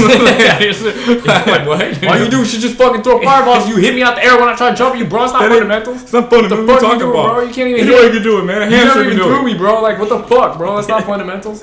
Dude. See? That's true. You could say that. Yeah. It's technically not fundamentals. If that same dude who is a god at zoning had to pick up Geef, he might get fucked. He might get fucked because he don't have fundamentals. In Geef fundamentals, he don't know how to slam like that. Yeah, that's true. You don't know how to put the sandwich, the grand sandwich, dog. Yeah. So are you saying that you should know how to slam? Do the grand No, not necessarily, but it's good. It's fine to specialize in something, right? It's fine to only know how to slam and not know how to zone, and only know how to zone but not know how to slam. That's okay to have a specialty. The good analogy is you play basketball, but you're a really godlike dribbler, but you suck at everything else. Like, you're godlike at dribbling the ball, but you suck at everything. You suck at passing. You can't shoot for shit. You are horrible at threes. You just suck at everything but dribbling. But those players still probably understand the other aspects.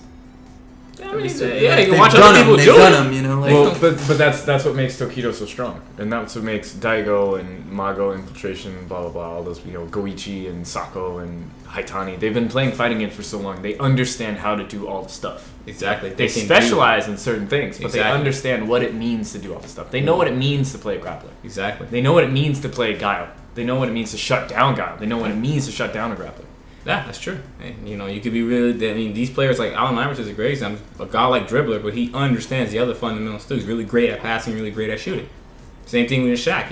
Apparently they said his three-point game was kind of ass, but the point is... But that's the thing. His three-point game could afford to be ass because he can shoot and dunk. So he can shoot from the two, inside the pocket. He can dunk like crazy. He can get rebounds. He can pass. Exactly. He can handle the ball without fumbling it immediately. So he has these other things down pretty good. Yeah, he has these other things down good, right? Not exceptional, but good. But he's exceptional in his ability to rebound, to dunk, to post up, all that shit is exceptional. And as long as it's fine, that's what I'm saying. It's fine to be exceptional at something. Mm-hmm. That's okay, and not be that good at other stuff. Right. But you have to understand what it means to be good at the other things. Yeah. In order to know how to stop it, for one, and know how to utilize it to your advantage. Very good. Yeah, I agree with that. So I should learn all the characters. Is what you said. I mean, for you, at least in the context of your matchup, for sure, absolutely. In the context of the characters that you're going to play. But if you want to understand fighting games better, then yeah, you totally should. Yeah, it's just think of it as one approach because you don't have to learn all the characters, right? You don't have to. Like that's not a requirement. There are some players that are ridiculously good and they haven't touched any other characters. But the thing is it's not, for one, it's not hurting you.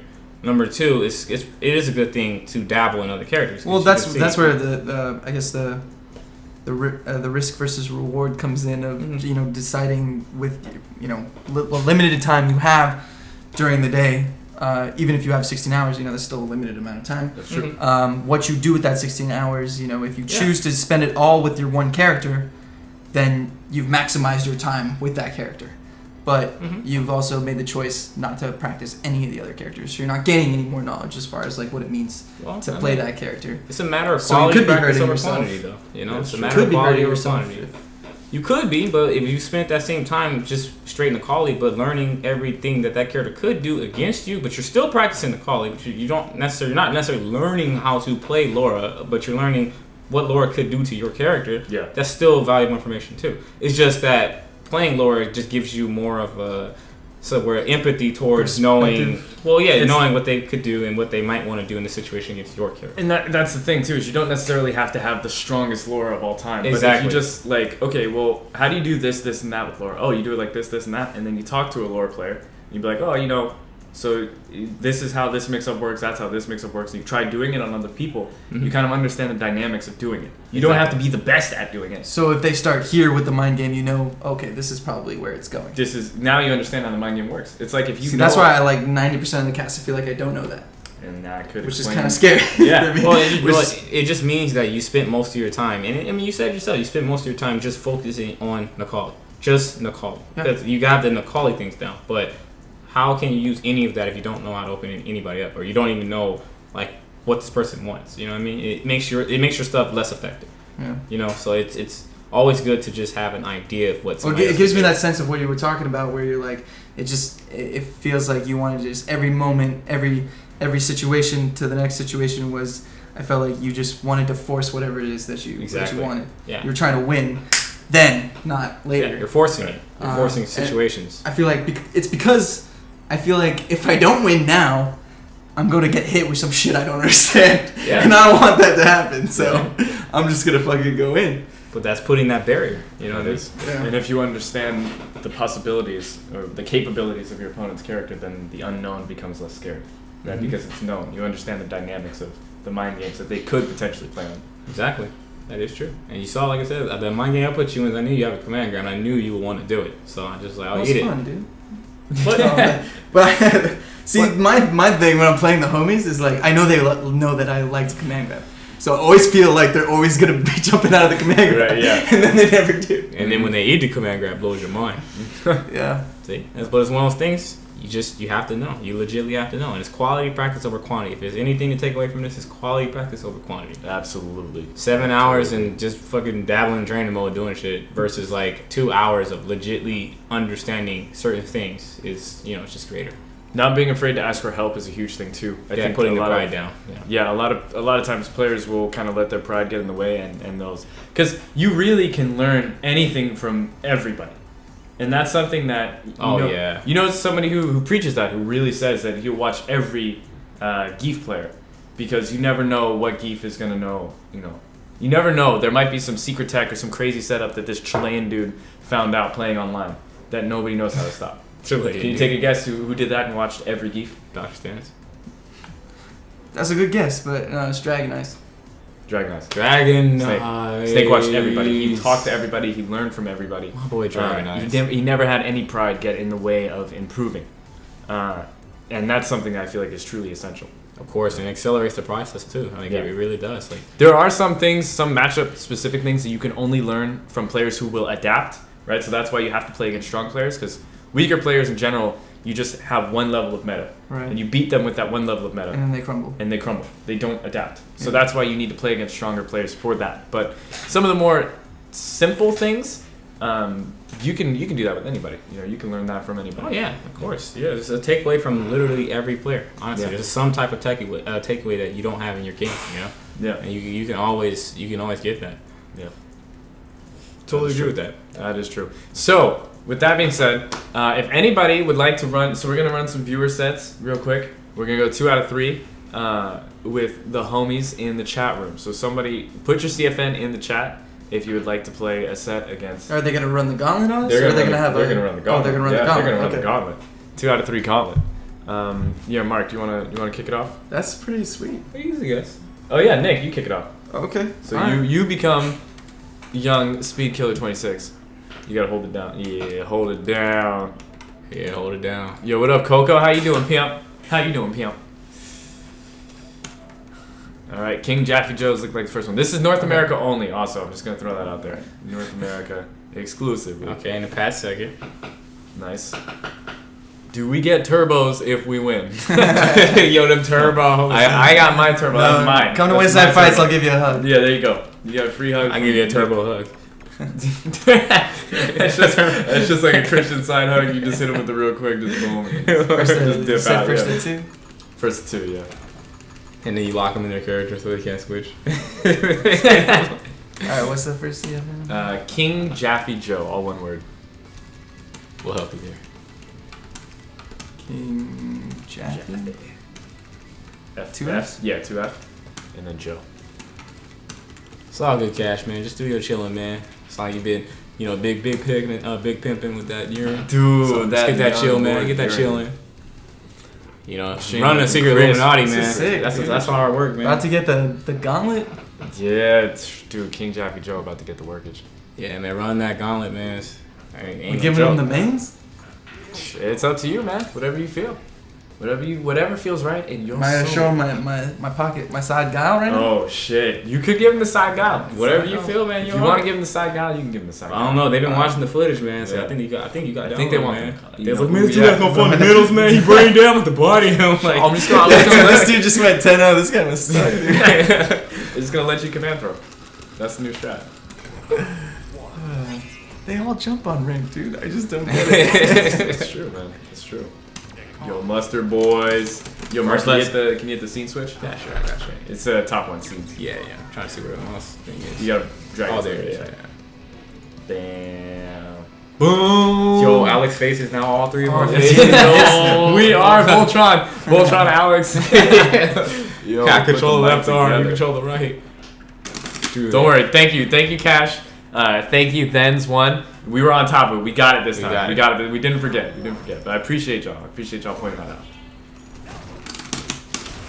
Damn, Brad. He actually hit you with the map of North America. You just got blown out so fucking hard. So earlier in the chat, Freddie was like, he said North America only Slayman because Slayman's from Canada. And then Slayman just straight linked a map of North America to Freddie. Did he legitimately not believe that Canada? I don't know what the fuck Freddie was thinking, bro. He's probably too busy. Freddie. Dude, that gambling addiction is real. Yeah, shit, straight up real. He was too busy playing Shantae. Lost track of time and lost track of countries and all that. Geography in general, man. Holy shit, I'm so sorry. Yeah, that is. Ooh, damn, my man's hit you with that. I'm telling you, he's been watching the footage. He knows how to fight, man. You gotta change it up. The footage, dog. I don't know how, dude. They doing the little reaction. Oh my god, you trying to bait? Oh shit, he was dead. I fucked up. Nice. Kept composure. Nice. Something we also talked about. Keep composure in the clutch. Do the right things. That was pretty nice. I'm just jumping. Could have died. Test. Oh, he passed. Gosh, you almost got buried. Nah, I'm just gonna. You were about to become DED. DED. Here we go. Why don't you dash me? Whoa. Trump 2017. Yeah, the 4 pixel, he moved to Fresno, so yeah. Probably never seen him. The third one moved over to no, he's not, they're not in Fresno anymore. They're in They moved again? Well, yeah, because Benji finished his residency, so then they moved to Cupertino. That's what it was. Wow. Like just outside Boys. Apple Boys? Yes. Oh yeah, they're from Cupertino. Oh, that beats back that. Dude, he just busted your chased it skull, down. dog. It beat you. That's what it beat, bro. He busted your skull, dog. That was craziness. Dude, they call him Skull Crusher. Yeah, yo, Skull Crusher, King Jaffe Joe. King Jaffe Joe, the Skull Crusher. The king. It's the king. Oh, nice. Son. Son. Oh, are you Yo, afraid yo, to play yo. footsies? Oh my goodness. I'm all warmed up. That boy got you shook. Okay, we got foot. Dude, my boy's getting shook right now, man. Yo, you see the shaking? In the connection? Dude, you're getting shook. He's warmed up, Hey, dog. dude, come on, where is it? Hey! Okay, Oh, I you gotta got tell you. deep I gotta tell you. It's that late DP. You see the deepness? What on that Dougs shit? is he on? What Dougs is he on, dog? What Dougs? What Dougs? Damn, son. This dude's got performance enhancing Dougs. PEDs. Woo! Oh my god. Shit. Alright, you almost got Damn. You almost got dugged up. You almost got put in losers bracket. Yeah, that's for sure. Close to losers bracket. That's for sure. See the first time. Yours is an unawakened soul. Now feel my stomach. Oh man. Thank you for the follow, whoever the fuck that was. Yo, shout outs to What? you. Alright, a Sagan Woolley. There we go. Hey, yo, shout out to my boy, whoever the fuck you are. It's like some dude named whoever the fuck you are. 95. Oh, yo, shout out to Whoever you. the fuck you are, 82. Appreciate you, dog. I know you're out there being somebody. I don't know who the fuck you are, In though. this world. Make a difference, dog. Damn, you see them crush counters? Oh, you know how often that leads to my losing? Oh my god, well, you about to get right. Yeah, dude, you gotta be careful with this. Oh. He about to deliver to you. Oh. Again? You are. Oh my gosh. Okay, EX. Yo, unsafe. I thought he was gonna rip the whole thing trying to be tight, dude. Shoot. Uh-oh. Alright. I didn't believe, dude. I didn't believe. Yo, I will personally sponsor you, my man. I will personally sponsor you, dog. Yo. Out of my pocket. Out of my pocket, dog. King Jaffe He Joe. just parried that shit and slammed that ass. Damn, you see the confidence? You see his team back on Yo. that shit too? Hit him with that woo-woo. Dude, he's saying I got pussies, you ain't got no ground pound game. Dude. Oh, yo, Crush, can I watch the setup? Oh, no, dude. Perfectly spaced. Oh my god. No. Come on. I like that. Give me some respect. Oh Some respect, my Jackie gosh. Joe. Some respect, dog. It's the king. It's the king, Jackie Joe. Oh, fuck me, dude. No, you're live, bro. Oh, You're live. no. You're live, dog. It's like, just stay solid. Just stay solid. Oh Yeah, my just goodness. Stay solid. Holy Dude, you are shit, tilting, the lag bro. spike. The lag spike. Bro. Dude, you are tilting, bro. You are tilting, dog. You are tilting, dog. Oh my god, you just tilted. Oh.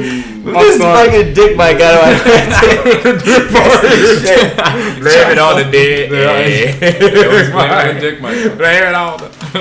They always blame it on the dick mic. Dick mic. Yo.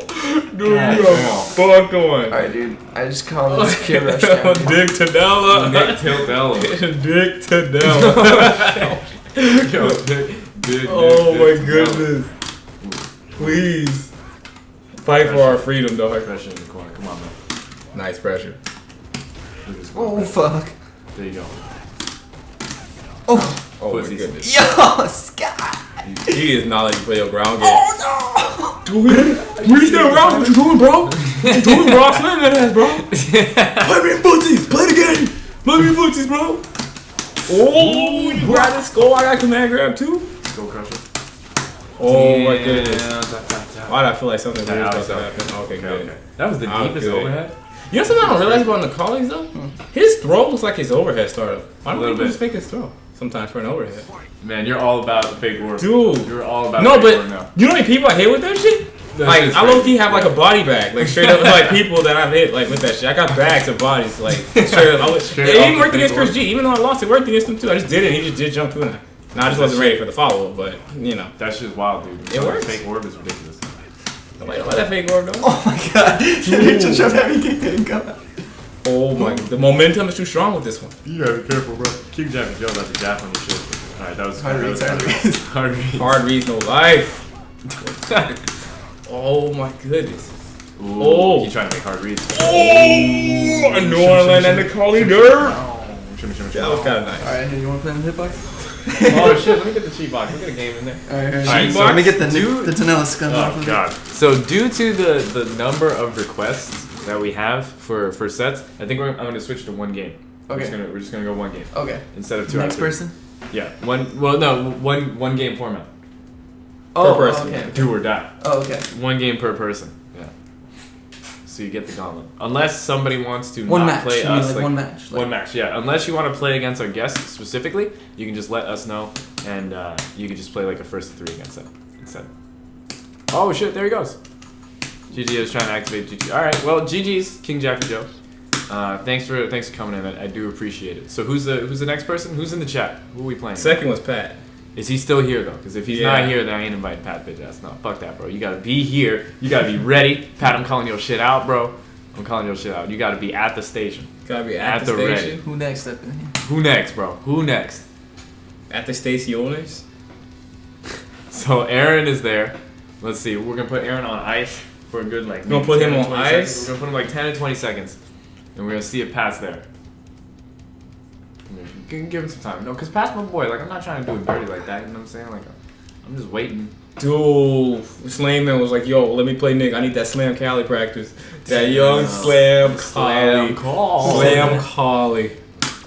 All right. Well, Aaron was there. Aaron was there before Dank. So I'm gonna give it to Aaron, and then Dank's gonna be after that if he's still here.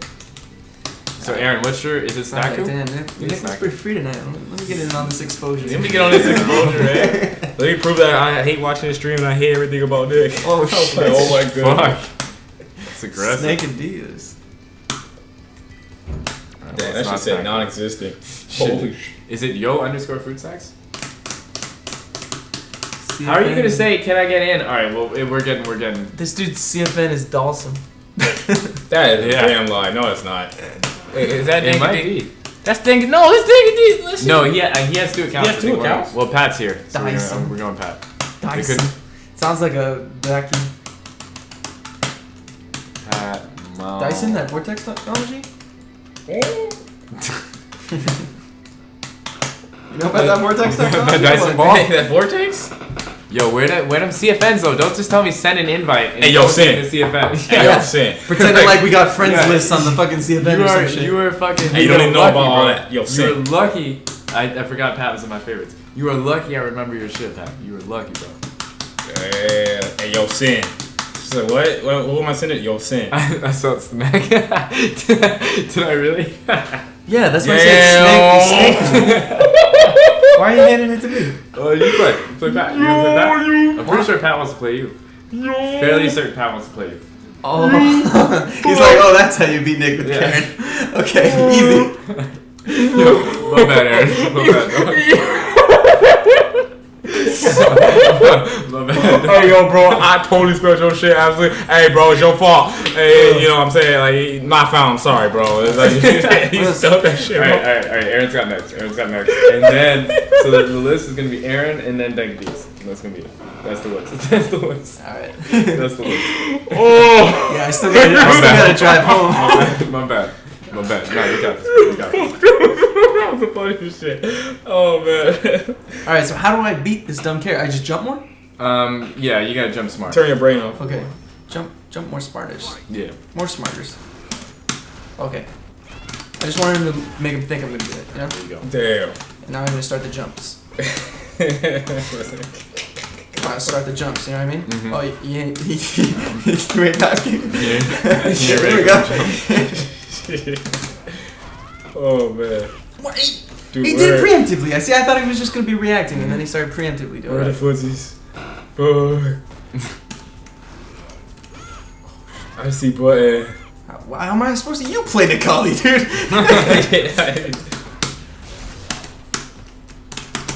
He's just blocking? That's crazy. What? You ain't convinced him to do shit? Yeah. Alright, I'll convince him. We talking about selling bridges and shit. You trying to sell this dude some like a pile of horse shit. He can literally see his horse shit. Why would he buy this horse shit? Yeah, he like, dude, this is horse shit, bro. Why you trying to sell him horse shit? You didn't turn it into gold yet, so it's still horse shit. Trying to sell this dude some literal horse shit, man. Yeah, man. You have to sell Pat. See, Pat wants that premium shit. You gotta sell him that top of the line shit. Make him think it's that like Louis Vuitton shit. You know what I mean? You gotta sell it. Sell that Gucci, man. Put it in Sell that Gucci, dog. Why did they do that? I mean, now this shit looking like straight cow shit, though. Because you're probably gonna walk up after the medium kick. Man, he gonna tell you your own moves. Damn. Okay, let me see if he'll do it again.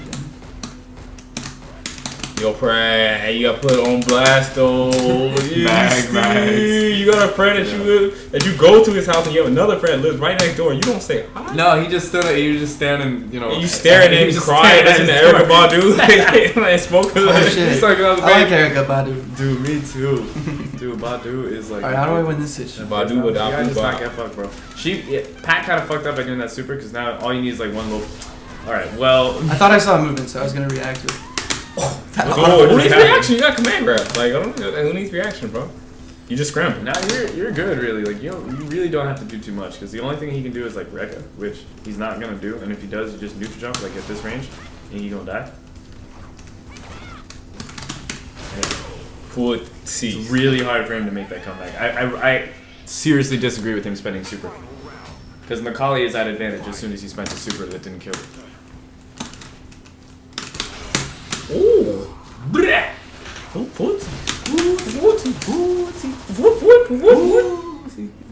Check this out. Ooh. No, I want back out. I want back in. Damn, see, they just never stop pressing buttons, bro. I don't get it. Every time I'm in, it's a crouching medium kick. But if you know that, then what are you gonna do next time? I don't know. What should I do? Fucking medium? Don't stop meeting him? What? If He didn't do it that time. He didn't see it. I checked. He's gonna press buttons. What's his? You fucked up. Dude. You did some shit that wasn't real. Oh, you get blown up. You got blown up right there. That's what happened. Dude, he put buttons on you, bro. Bro, he putting buttons on you. He put buttons on you, dog. Shut the fuck up. I'm trying to fucking beat him. He put buttons on your ass.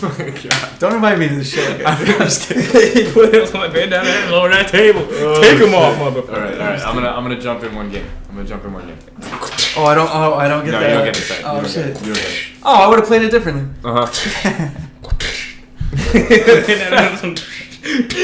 Shut the fuck up. God damn it. Oh, he ain't crying. I think he dead. Oh my god. Oh my god, man. You gotta get used to the button. That is so fucked up. I was like, I get killed by that shit too. Ooh, wow. You done? Alright, cool. Wow. I mean, I died with it too, man. So it's all good, man. It's all good. Unless he pro call.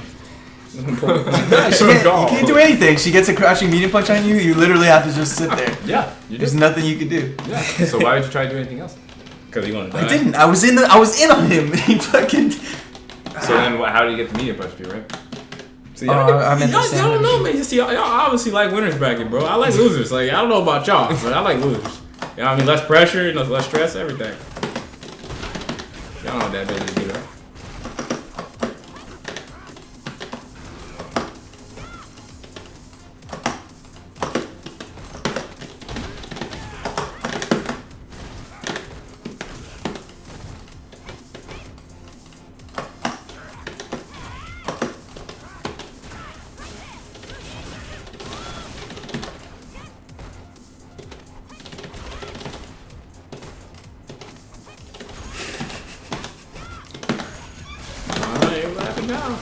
Big trigger now. Oh my god.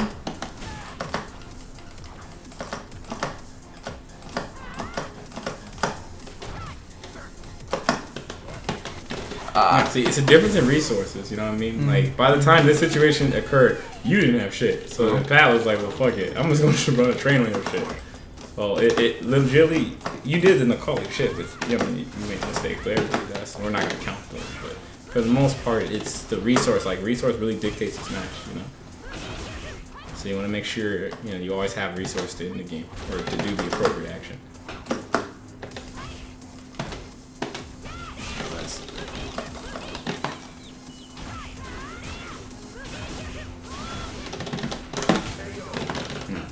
That's good. So now the third one's gonna go 2 bars, 3 bars, but it depends on how the match flow goes. Is how the meter should be appropriately set. Right.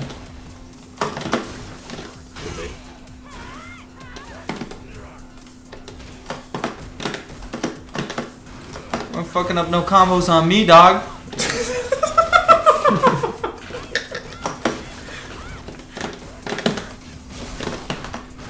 Sell no bridge, dog. Follow that shit. What was that air there? That was so godlike. Alright, here we go. Here we go.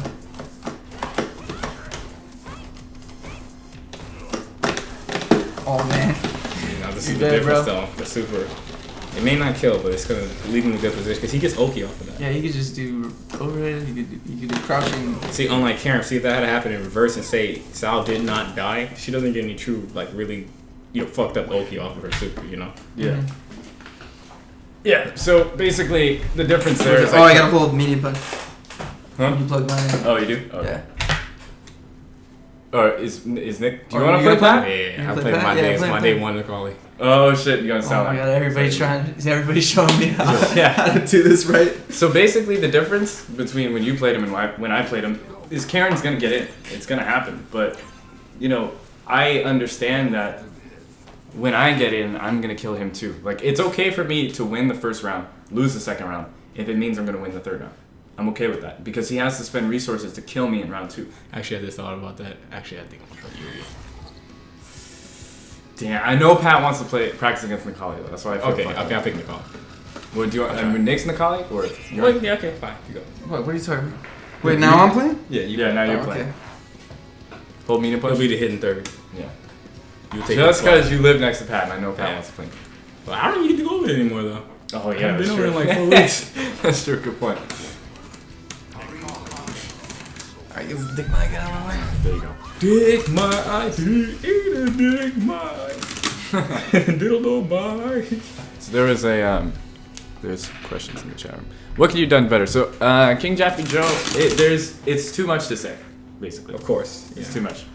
It's just basically like Focus on you had a pretty good idea of how to play the game, and if there were one thing I would say is that you got a little overly aggressive. Mm-hmm. I would say maybe take some time when you have, especially when you have the health lead. You don't necessarily have to go in as aggressively.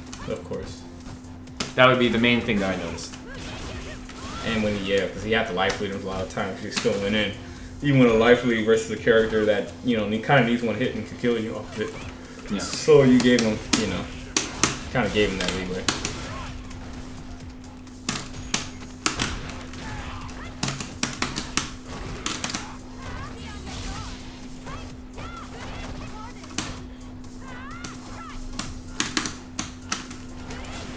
Oh shit, that's good.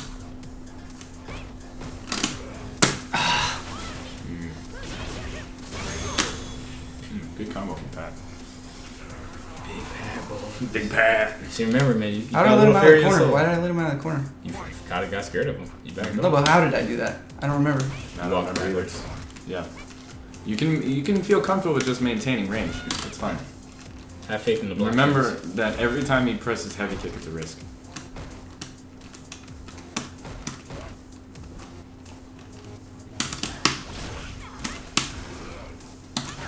Damn. Yeah, that was sick. That was a really good use of ground pound too. Even though it didn't hit, I really like the idea.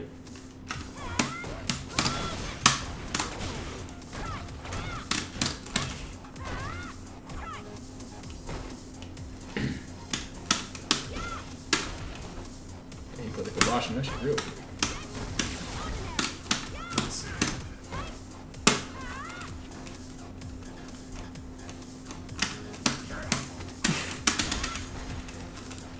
See, now the problem with your jumps is that you're not establishing any form of ground game. So your jumps, no, it's not, I'm not saying it like as an insult, but your jumps are becoming more obvious and easier to dance around. Nice. Oh I did heavy kick stomp. no. Heavy kicks, yeah. But Nick, I It's unfortunate. It's okay. You can tell you're not comfortable, especially with the new ideas, because that shit takes time to implement. You know. Get one more game. Get one more game. It's good practice. It is, yeah. So that's the thing is, I think you are utilizing the jumps more effectively, but the problem with not establishing any sort of ground game before jumping, it means the only thing you do is jump. So he can expect the jump, and instead of staying in the range, I think it's because I don't want to sound like I think I'm skipping a step because in my head I'm like, okay, I've done ground pound. Like early on in the first game, I'm like, okay, I'm establishing ground pound, and in my brain I'm like, okay, this smart player is going to know that once I jump, he's gonna know that I'm gonna go back to doing the other thing. So I'm just gonna keep jumping because that'll be the stupid thing. That'll be like the smart thing to do. Yeah. I can hear the flaws. I do that all the time. I do that with command grabs. I do that with my offense. You're assuming his rate of adaptation. Like you're assuming that he's gonna adapt accordingly as fast as you believe he would, but nobody adapts at the speed you think they would. You know what I mean? Yeah, I mean some people might. Some people might, of course, but that's the thing is you don't like do ground pound and all right, well next time you can jump. What if you don't give a fuck? Yeah. What if he's totally content with eating ground pound? What if he doesn't know what builds meaning? So you gotta do the things that are appropriate, because that way if he's eating 500 damage to the jumping, he's gonna have to change it, or else he's gonna lose. So keep doing shit to piss him off.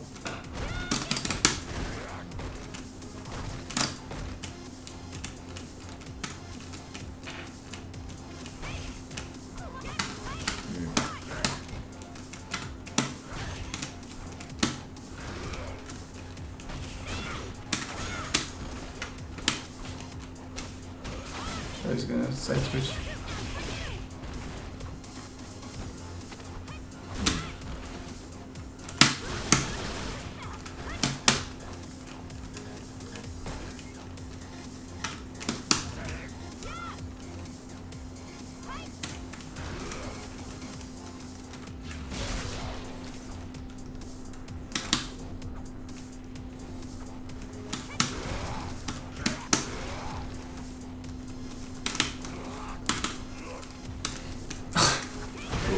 Mendoza man said, Nick, get this guy CFN and fight him more. I think Pat owns your soul, bro. I think you need to get the download on Pat Monster. Ask Pat how many times he's lost to me. When's that fight? My boy, Big Pat. Shit. Enough is enough, man.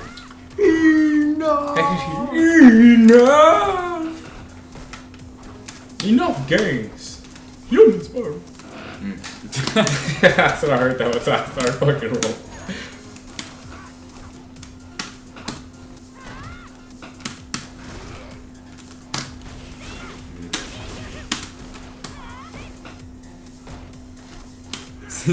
CD. Nah, bro. I see you in 6, bro. I see you in 6.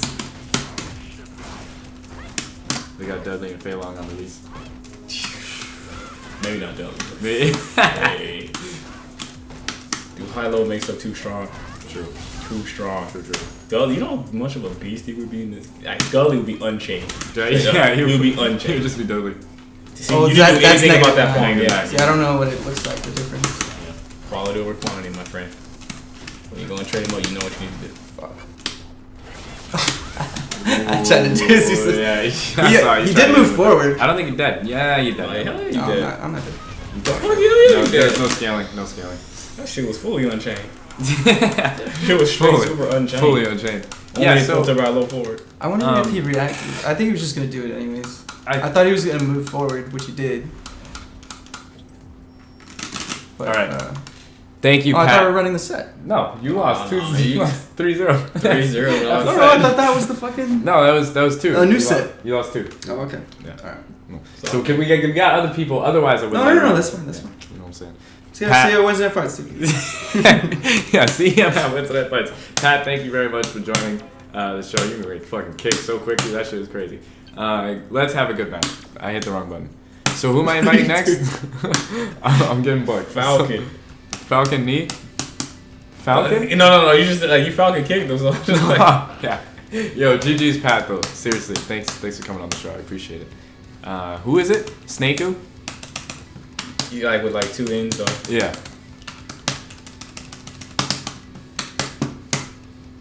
Alright, Snaku. Bam. Look, his name is fucked up. It's Yosunuku. Or Sunaku. Yeah, I know. You saw that shit? Nick is triggered. Nick is triggered. The chat room never helps in these instances. Oh my goodness. They central triggered. Alright, Mark, you kick it off. They central triggered SF5, bro. They can sense the triggerage. You are triggered, bro. They can sense it. They can All good, smell it man. in the wind. Can't hide it. We'll put this over here. It's in the breath, man. It's all in a deep breath. Release the triggered air. You can do what you will with it. If you take a deep enough breath, man, it's randomly filled with sodium. Straight up, hydrogen sodium, dog. That's sodium. Sodium! Like that? Tell the homies it's sodium. Kneel before me, win in my presence. I'll savor this. Dude, Urian is ridiculous. I'll savor this. You trained voices, anti-Urian. dude. I You trained anti-Urian in college today. I did not see a single anti-Urian. you saw you got trades. You got. Yeah, I guess you if got that's what trades. if that's what you want. Nah, That- man. yeah. Strats trade, dog. So Pat, what are you using to enter? Are you using EXDP? Or are you using buttons? Because I don't trust buttons. Also coming Yeah, down hit here. it with that vermin. Oh my gosh. Punchable. Urian is so tight. Damn, Cash. The ultimate fanboy. Urian fanboy. I see you, Cash. Wait, is Combo Cash switching to Urian? Because Dude, Nash he's had the is, Urian. No, he had Nash the is Urian like- since season 1. Oh, okay. Yeah, he switched to Urian full time in season 1. He saw the nerfs coming. He saw the nerfs. He saw the Urian buff. Ooh, Stan. Beat it. Stan, thank you very much for the follow. Appreciate it. Snaggle. Mr. Ultra Platinum himself. Nick, you know what you need? Some goldfish. I'm good. Well, I need Okay. some goldfish. And they're gonna be right here for you. If you I wasn't even change hungry your when they mind. first came out, but anyway. Yeah, you just had Arby's, right?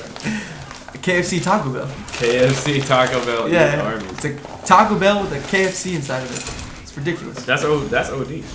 That's the combination. See that? That's the footsie combo. That's ground game and mix-ups. That's what we all need in our lives. Let's do it again.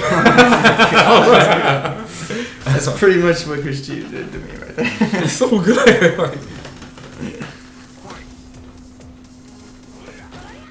Sagat ain't coming, bro. the dream is dead. If he is, yeah, that would be pretty dope. He'd be such a weird ass character in this game, though. What the hell? What would he be? Would he even have a tiger shot? You probably wouldn't have firewalls. Be like some kind of weird like Adon type character. They would just take Sagat and Adon and mix them into one character. So That would be they so wouldn't have sick. to- Yeah. Then I they wouldn't have to actually make might roll. play that. Yeah. They wouldn't have to make both. No. Well, then it would make more sense if they did a brand new character. That was basically the Sagat Adon fill-in. He blocked Yeah, that he shit. blocked. Yeah, you've been watching those Nemo replays. I got that from Cash. Straight up. I got hit by that shit. Oh, I'm taking this shit immediately. That shit is the most fucked up mix up. That mix up is so fucking. He blocked it, man. The new chicken taco thing with the tortilla made of chicken? What the fuck? No, I didn't get that. I got a quesarito and like some chicken sandwich thing. No, that sounds ridiculous. Yeah, that sounds Yeah, too that much. sounds like some diarrhea. That sounds like some shit that they're gonna find out in like 10 years gives you cancer or something. Yo, you know this shit contains cancer cells in it? It contains just straight cancer. Angry Scar would be the V skill. His V skill gives him Angry freeze frame V skill. Could you imagine? That would be so broken. That would be so broken. It's crazy. These goldfish are dope as fuck. I love those. I used to buy whole boxes of them and just fuck those things up. Constipation is real though. Just with Whole stream. grain, bro. Yeah, man, I got the carton. Whole grain. That shit Whole tastes grain, good. bro. It tastes different from the standard, but it's different Still in a good. good way. Oh yeah, so it has a good. I think it's best with tomato soup. Hell, Oh man, that's OD strats. That's Damn, you got OD those? strats. You got I those tried one strats? time only. Alright, bro. show me your okay, okay. That's Who what I are was you gonna thinking? say, dude. Really? No. Who are you thinking? Tell me quick. I was gonna say Alex because we were talking about that. The I ain't mountains. making it in time. We're going Ken. You use all the kid. Alex was all the way. I'm gonna play some Alex. I feel you. I feel you. Actually, Ibuki kind of bodies Alex. I don't want to. Really? I can make it work. Yeah, he's one of the characters that she can kind of just like do whatever the fuck she wants. Man, that jump dive kunai is kind of OD though. Mm-hmm. Oh, it's the best dive kick in the game. Wait, are you talking about the EX? Yeah, EX yeah, it's the best dive kick in the game. Actually, hella broken. Oh, she was super good. Super good.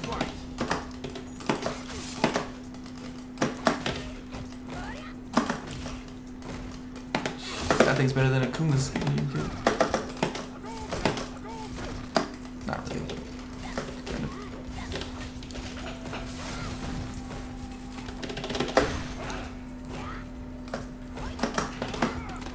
Wait for your moment to strike.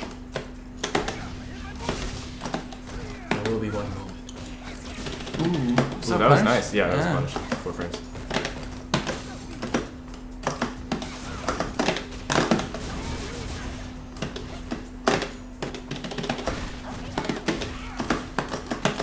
Ah, I missed time now. That sucks. The new diarrhea meta. I'm gonna move this. Yeah, man, it's a real thing, man. It's definitely a real thing, man. Don't you lupus, dog? Fucking fried chicken, dog. You got a strategy, dog. I give it to you, Nick. But you really should have ate Arby's, though.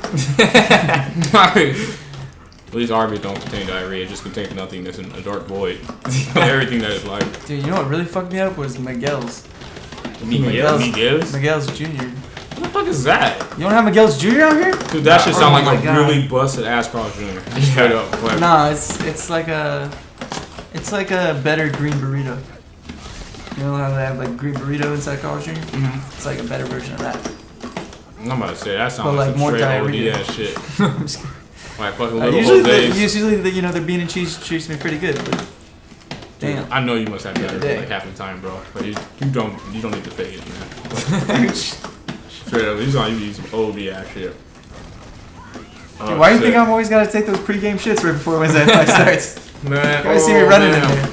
I'm gonna blow this motherfucker. Oh, everybody go up in there like, man, a fucking pre-game jitters, man. Should smell like pre-game jitters.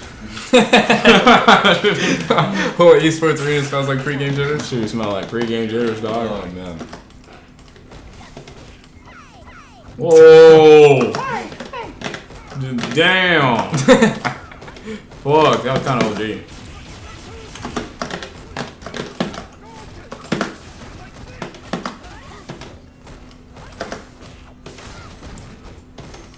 That was hella OD. Is standing medium kick plus? Yes, +2. Yeah, respect the button, dog. I ain't trying to be. We all about to be boogie players. Potentially. Nah, she's dope, though. I just don't like the face. Same. I want the balance patch for her face. Face pack, please. She'd be like fucking 1 gigabyte. It's like straight balance patch. Alberto's? Yeah, Alberto's pretty good too. Dude, what was Alberto's good when it's like 2:30 a.m. and you're drunk. That is straight carbohydrates before you go to bed. You can wake up fat as fuck in the morning. Holy shit. That is straight carbs, dog. Dude, you never carb load? Carbo load? Come on. Carb load. That's straight Can't carb grab load. that? Yeah, it's a little wonky. You could, but you have to grab her like real quick. If you do anything with a lot of starving, you get fucked up. Oh my I lord. tried. Oh, well. Good set. Go ahead, Mark. I don't know, Lord, you're here? I kept trying to do crouch jab into target combo, or my mind wanted to do crouch jab target combo, and I had to remind myself, no, don't do that. It doesn't work. My And then I body. did that. My Always be body both. telling me you're in. There's nothing wrong picking you're in. Oh wait, you already played him? No, I already did. Nick, did you play him? Yeah, Nick didn't play. Okay. That's what I was wondering. Let's do it. Boom. Nothing Oh wrong. yeah, I was gonna give him that You app. can ready up. Playing Aegis reflectors. Nothing wrong. Go short to Aegis. The corner mix up. Boo boo.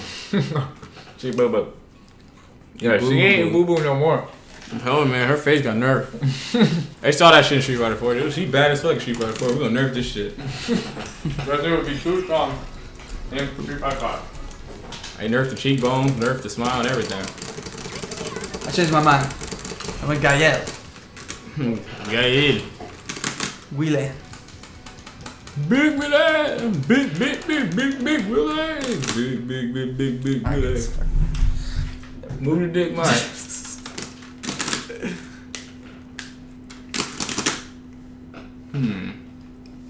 Alright, we already done put down.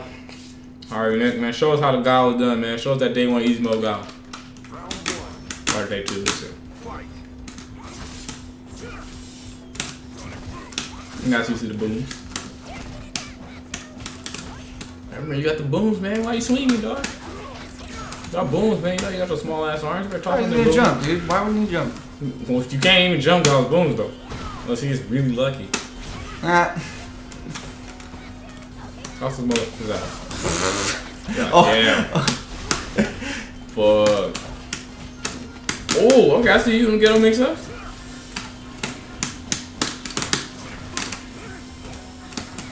Nice. Yeah, all we need in our lives right now is more buttons, dog. That's all we need.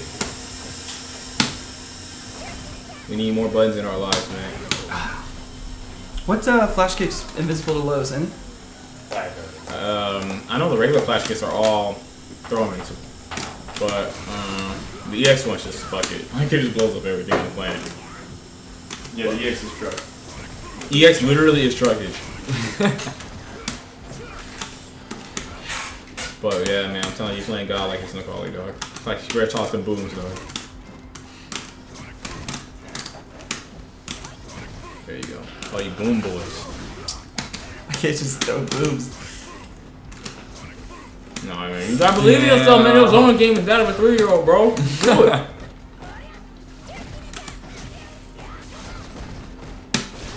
Woo.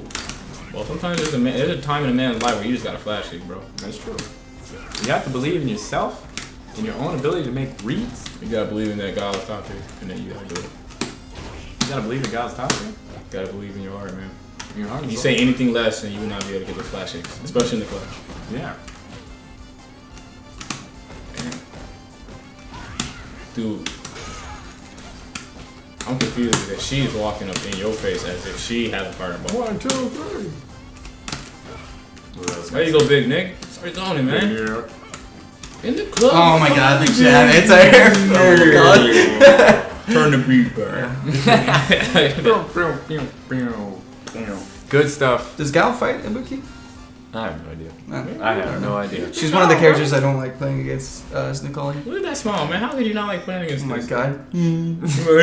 She looks so. She's so fucking Her retarded. nose is so long. That's Dude, like. no, she No, like it's the smile, dude. It's Tell her the, she like a her dead- teeth are fucked up, but her nose is so long. Like her nose goes legit like from here. Oh my fucking That shit God. goes. You know what I'm does, saying? Like and then the mouth is like oddly small. yeah, that's what I'm saying. Like, But like a full teeth, like full it's mouth. and fucked teeth, up. Like, It's really weird. No, she look like a real, like an actual dead person, straight up. actual dead, like literal dead person. Do I kick him? Yeah, kick him. Yeah. Get the fuck Kick outta his here. shit.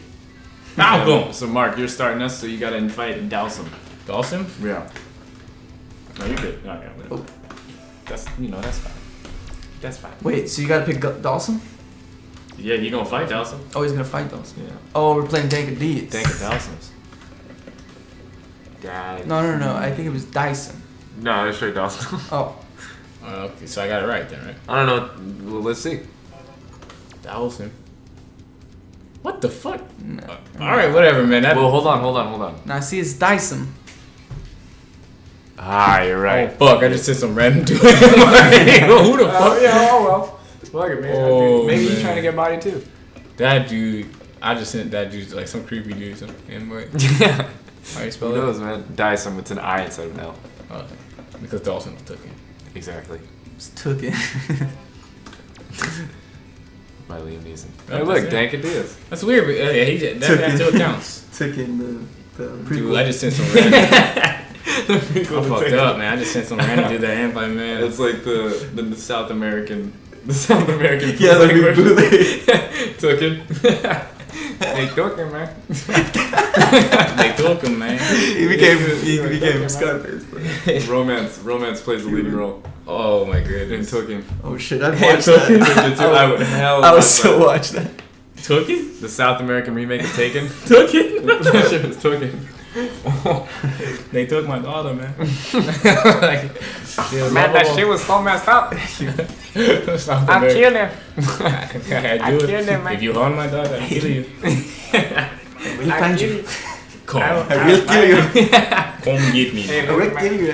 That shit was Come get me, man. I'll kill you, man. If you touch my daughter, man, I kill you. Come get I'll kill you, man. She has been touched. That part on Tekken where he was like, "You touch my daughter, I will kill you." And then she was just like, "They come find me." And then he hung up the phone and then he found him and that dude was like, I didn't say that shit like, "Yeah, motherfucker." Talking all that shit when you like 5 countries away, huh? Yeah, keyboard warriors. Dude, keyboard warriors is so real. Oh, I think he capital I. Capital I, exactly. So look Just like mix up. Mix up. See, I went all capital letters for my shit. You know what I'm saying? Like, I had to exclaim that shit, bro. Speed killer, dude. That's such a mix-up because you're like not a speed killer. Hey, eat shit, bro. Eat shit forever, right? I was speed killer. That was my lifestyle for a long time, and those are my initials before. Not anymore, but they were at a point in time. You know, I'll let that one ruminate. I want to ask you about it. For a couple of years. That was during my first marriage. Your first. I was married to the game. Ooh. Married to the homies. Whoa, slow down. Slow down, dog. Ooh. Oh my god, the rawest overhead, dude. That was ridiculous. Overhead. You know what Chris hit me with? Chris G hit me with that scumbag shit. He put me in the fucking prison and then he just gave me a raw overhead. I ate it. I ate it hard, dude. Nobody's ever done that to me yet. So I kind of just like, they just put me in the prison and I clammed up. I was like, alright. I did have super on deck. I thought about ripping super and then as I was thinking about it, I got over it. That should, and I was like, fuck, I should have just ripped super. Fucking super. There's no way they're not gonna pressure you. They just put you in prison, dude. They literally put you in prison. There's nothing you can do. They put you in jail. Fucking super that shit. Oh.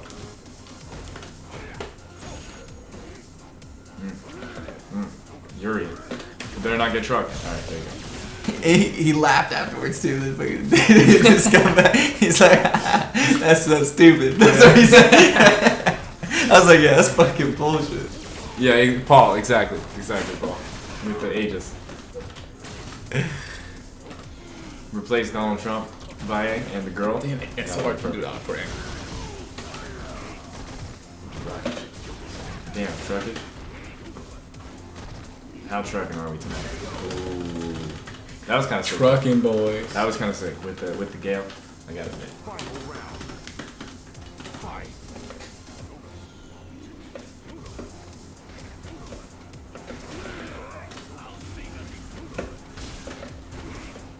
Ooh, let me go next. I'm gonna show Dank my sin. Ooh, you gonna hit him with the mirror? Okay. Okay. Go ahead and get your thing, man. What you gotta do? Oh shit, you just. Oh damn! Wake up. Ooh, yeah. Same side. Same side again. Yeah. Floaties. Yeah. Dude, that was kind of gnarly. He came back, forward, in the float. I know. Oh shit, here we go. You lost, That's dude. all it takes. You lost. Oh, I didn't mean to What the fuck? That was That was like a new setup on the literally track, yeah. only thing that he could win. That one was new setup. It was so fucking sick. Yo, What's the setup? you walk in and you walk out, and if he throw text and your largest hitbox, you fucking hit him with this until he gets hit by the Aegis. And then you get another combo. Forward dash and then back dash. I was about to, and that guy called it again. So yeah, I was actually about to back dash. That's the Nembo, not Nembo, the RB. You walk forward dash and walk back, or back dash. You can do Stream do, wants Stream wants Akuma? Okay. You can do forward dash, back dash first. Because then you can do forward dash, back dash, forward dash. Yeah. That shit was dope. We give the stream. It's ridiculous, yo. That shit is ridiculous. The Lord Urian. Lord Urian. There was opportunity in Aegis. In the Aegis Reflector. This is the last one we're doing tonight, Super. But every Thursday at the end of the streams, we'll usually run some sets against viewers. So, you know. Keep that shit in mind, man. Forgot. Or we had t-shirts. If I'm the one picking the stage in tournament, I'm picking for God. Forgotten Waterfall. That's like that's my ritual. That's the beginnings of one of my top player rituals. I'm picking Forgotten Waterfall. If you pick Forgotten Waterfall for me, then I know I'm gonna win. Yeah, because you're playing into my mind game. Yeah, exactly. No, you're in the driver's seat. You're in the driver's seat. Like he doesn't even know. He doesn't even know. You don't know about none of that. Playing mind games. Don't tell nobody though. Okay, that's our secret. Good event playing. Yo, what's up, Matt? How you doing, good? Yeah, man, we just came out with a new album. Yeah, we wanted to promote it. Exactly. Yeah. Via some Street Fighter. We had to come together, and hit the young stream on. Woo, Akuma. In the club. Woo. Is teleport triple kick? Yes. It's not explained as longer. Yeah. No, because remember he used to have 2 of them, but then one was a short range one. I tried just doing one. Hell kick. no, that shit's gone. Yeah. No, I tried doing one kick. One kick? Oh yeah, that turns out it's good. I tried one kick. I tried, bro. He just did some weird shit that I can't explain. Oh, your pressure, man. You got throw. Don't worry though, I got thrown too. Nick's shirt tug? I don't know, man. I haven't been keeping count. I gotta say, it's probably high up there, though. Yo, if anybody were to use Geef against Tangabeas, out of this group of people, I would try it though, actually. You would try it? You think you would be the Geef? I think I could. You think you would be the Geef? I think. My confidence is kind of low because that shit is like 10-0. That's an insult to my Geef. Yo, are you gonna do it? Yo, get high for me, come on. I took a round. I'm sorry, dog. I was thinking about my Geef. Dude. Oh shit. Are you gonna pick Geef? Don't tempt me now. Don't tempt me Dude, now. I can't tempt you just because you saw it, dog. That's about to be like all that cholesterol you just digested from the goldfish, dog. That shit is legitimately about to come out. Dude, you don't understand my understanding. Of Geef. Of the Geefage. Alright, we see you, Nick. We see you. Count Geef a lot. Ooh, out the corner? Tactical? Oh, shit. Oh.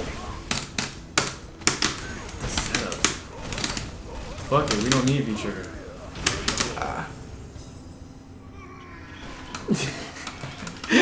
I feel you. Look at your bar, look at his bar. That shit was tactical. You got fired. Shut the fuck up. Oh boy, Nick. No, watch. Well, look at the jumpage. Look at the knowledge of the. I'm just seeing like look jabs. at his spacing. Oh, you see that fireball? Oh, that's supposed to be crushed. You have a chop to blow up the latex. IDB. Start popping in those choppage. Chop boys. Chop boys, man. Chop boys does everything for less. There's every time. Ooh, okay. He didn't expect it. No, he was not ready. Like, what the fuck? Electric slide. Oh, that was sick. Oh no, that would have worked, bro. That would have worked if I had done it right on the first time, dude. We live in an apartment complex. Oh, okay, my bad.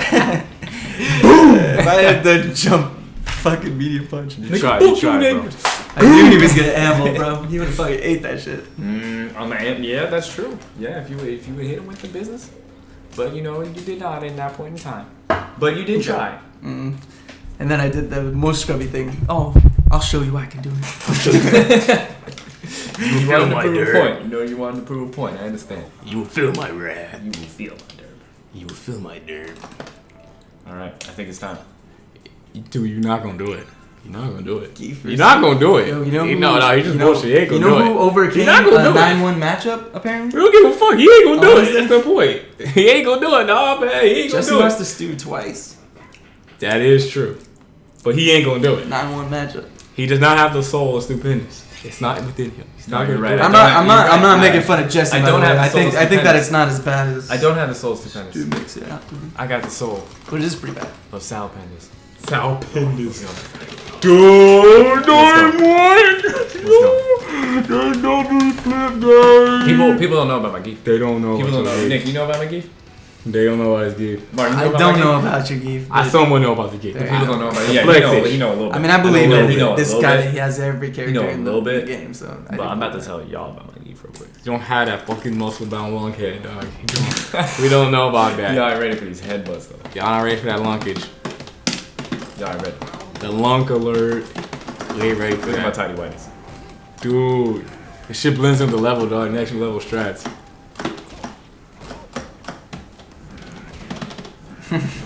Dude. Okay. That's what we want. That's what we want. Oh my A lot of life goodness. loss though. Dude, you are getting zoned the fuck out. Yeah, but he just wants V meter. He's Oh actually. my God. So wait, this matchup is legit. He's actually pushed him closer to the corner, and he's still. Dude, this matchup is straight sandbaggage. There we go. He's got him right where he wants it. We lost this round. That's okay. Because I gained data. Dude. You could still take it. I mean, it's weak. Fucking footies.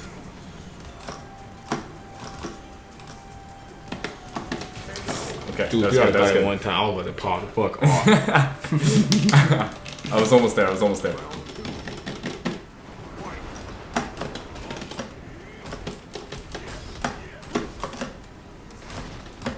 Bruh. Ooh, here we go. Oh shit.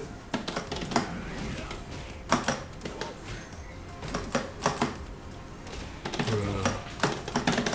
Oh.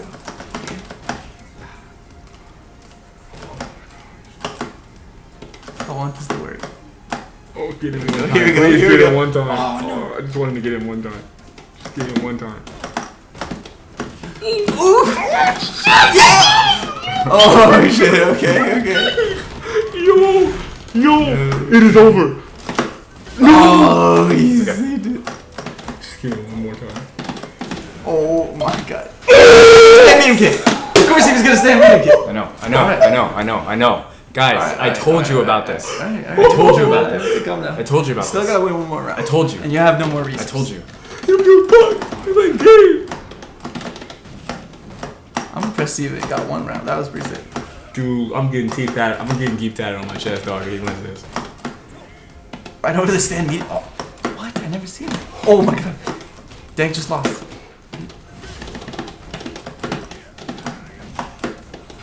Oh, boy. That's good. That's okay. Muscle power. Get out of the corner.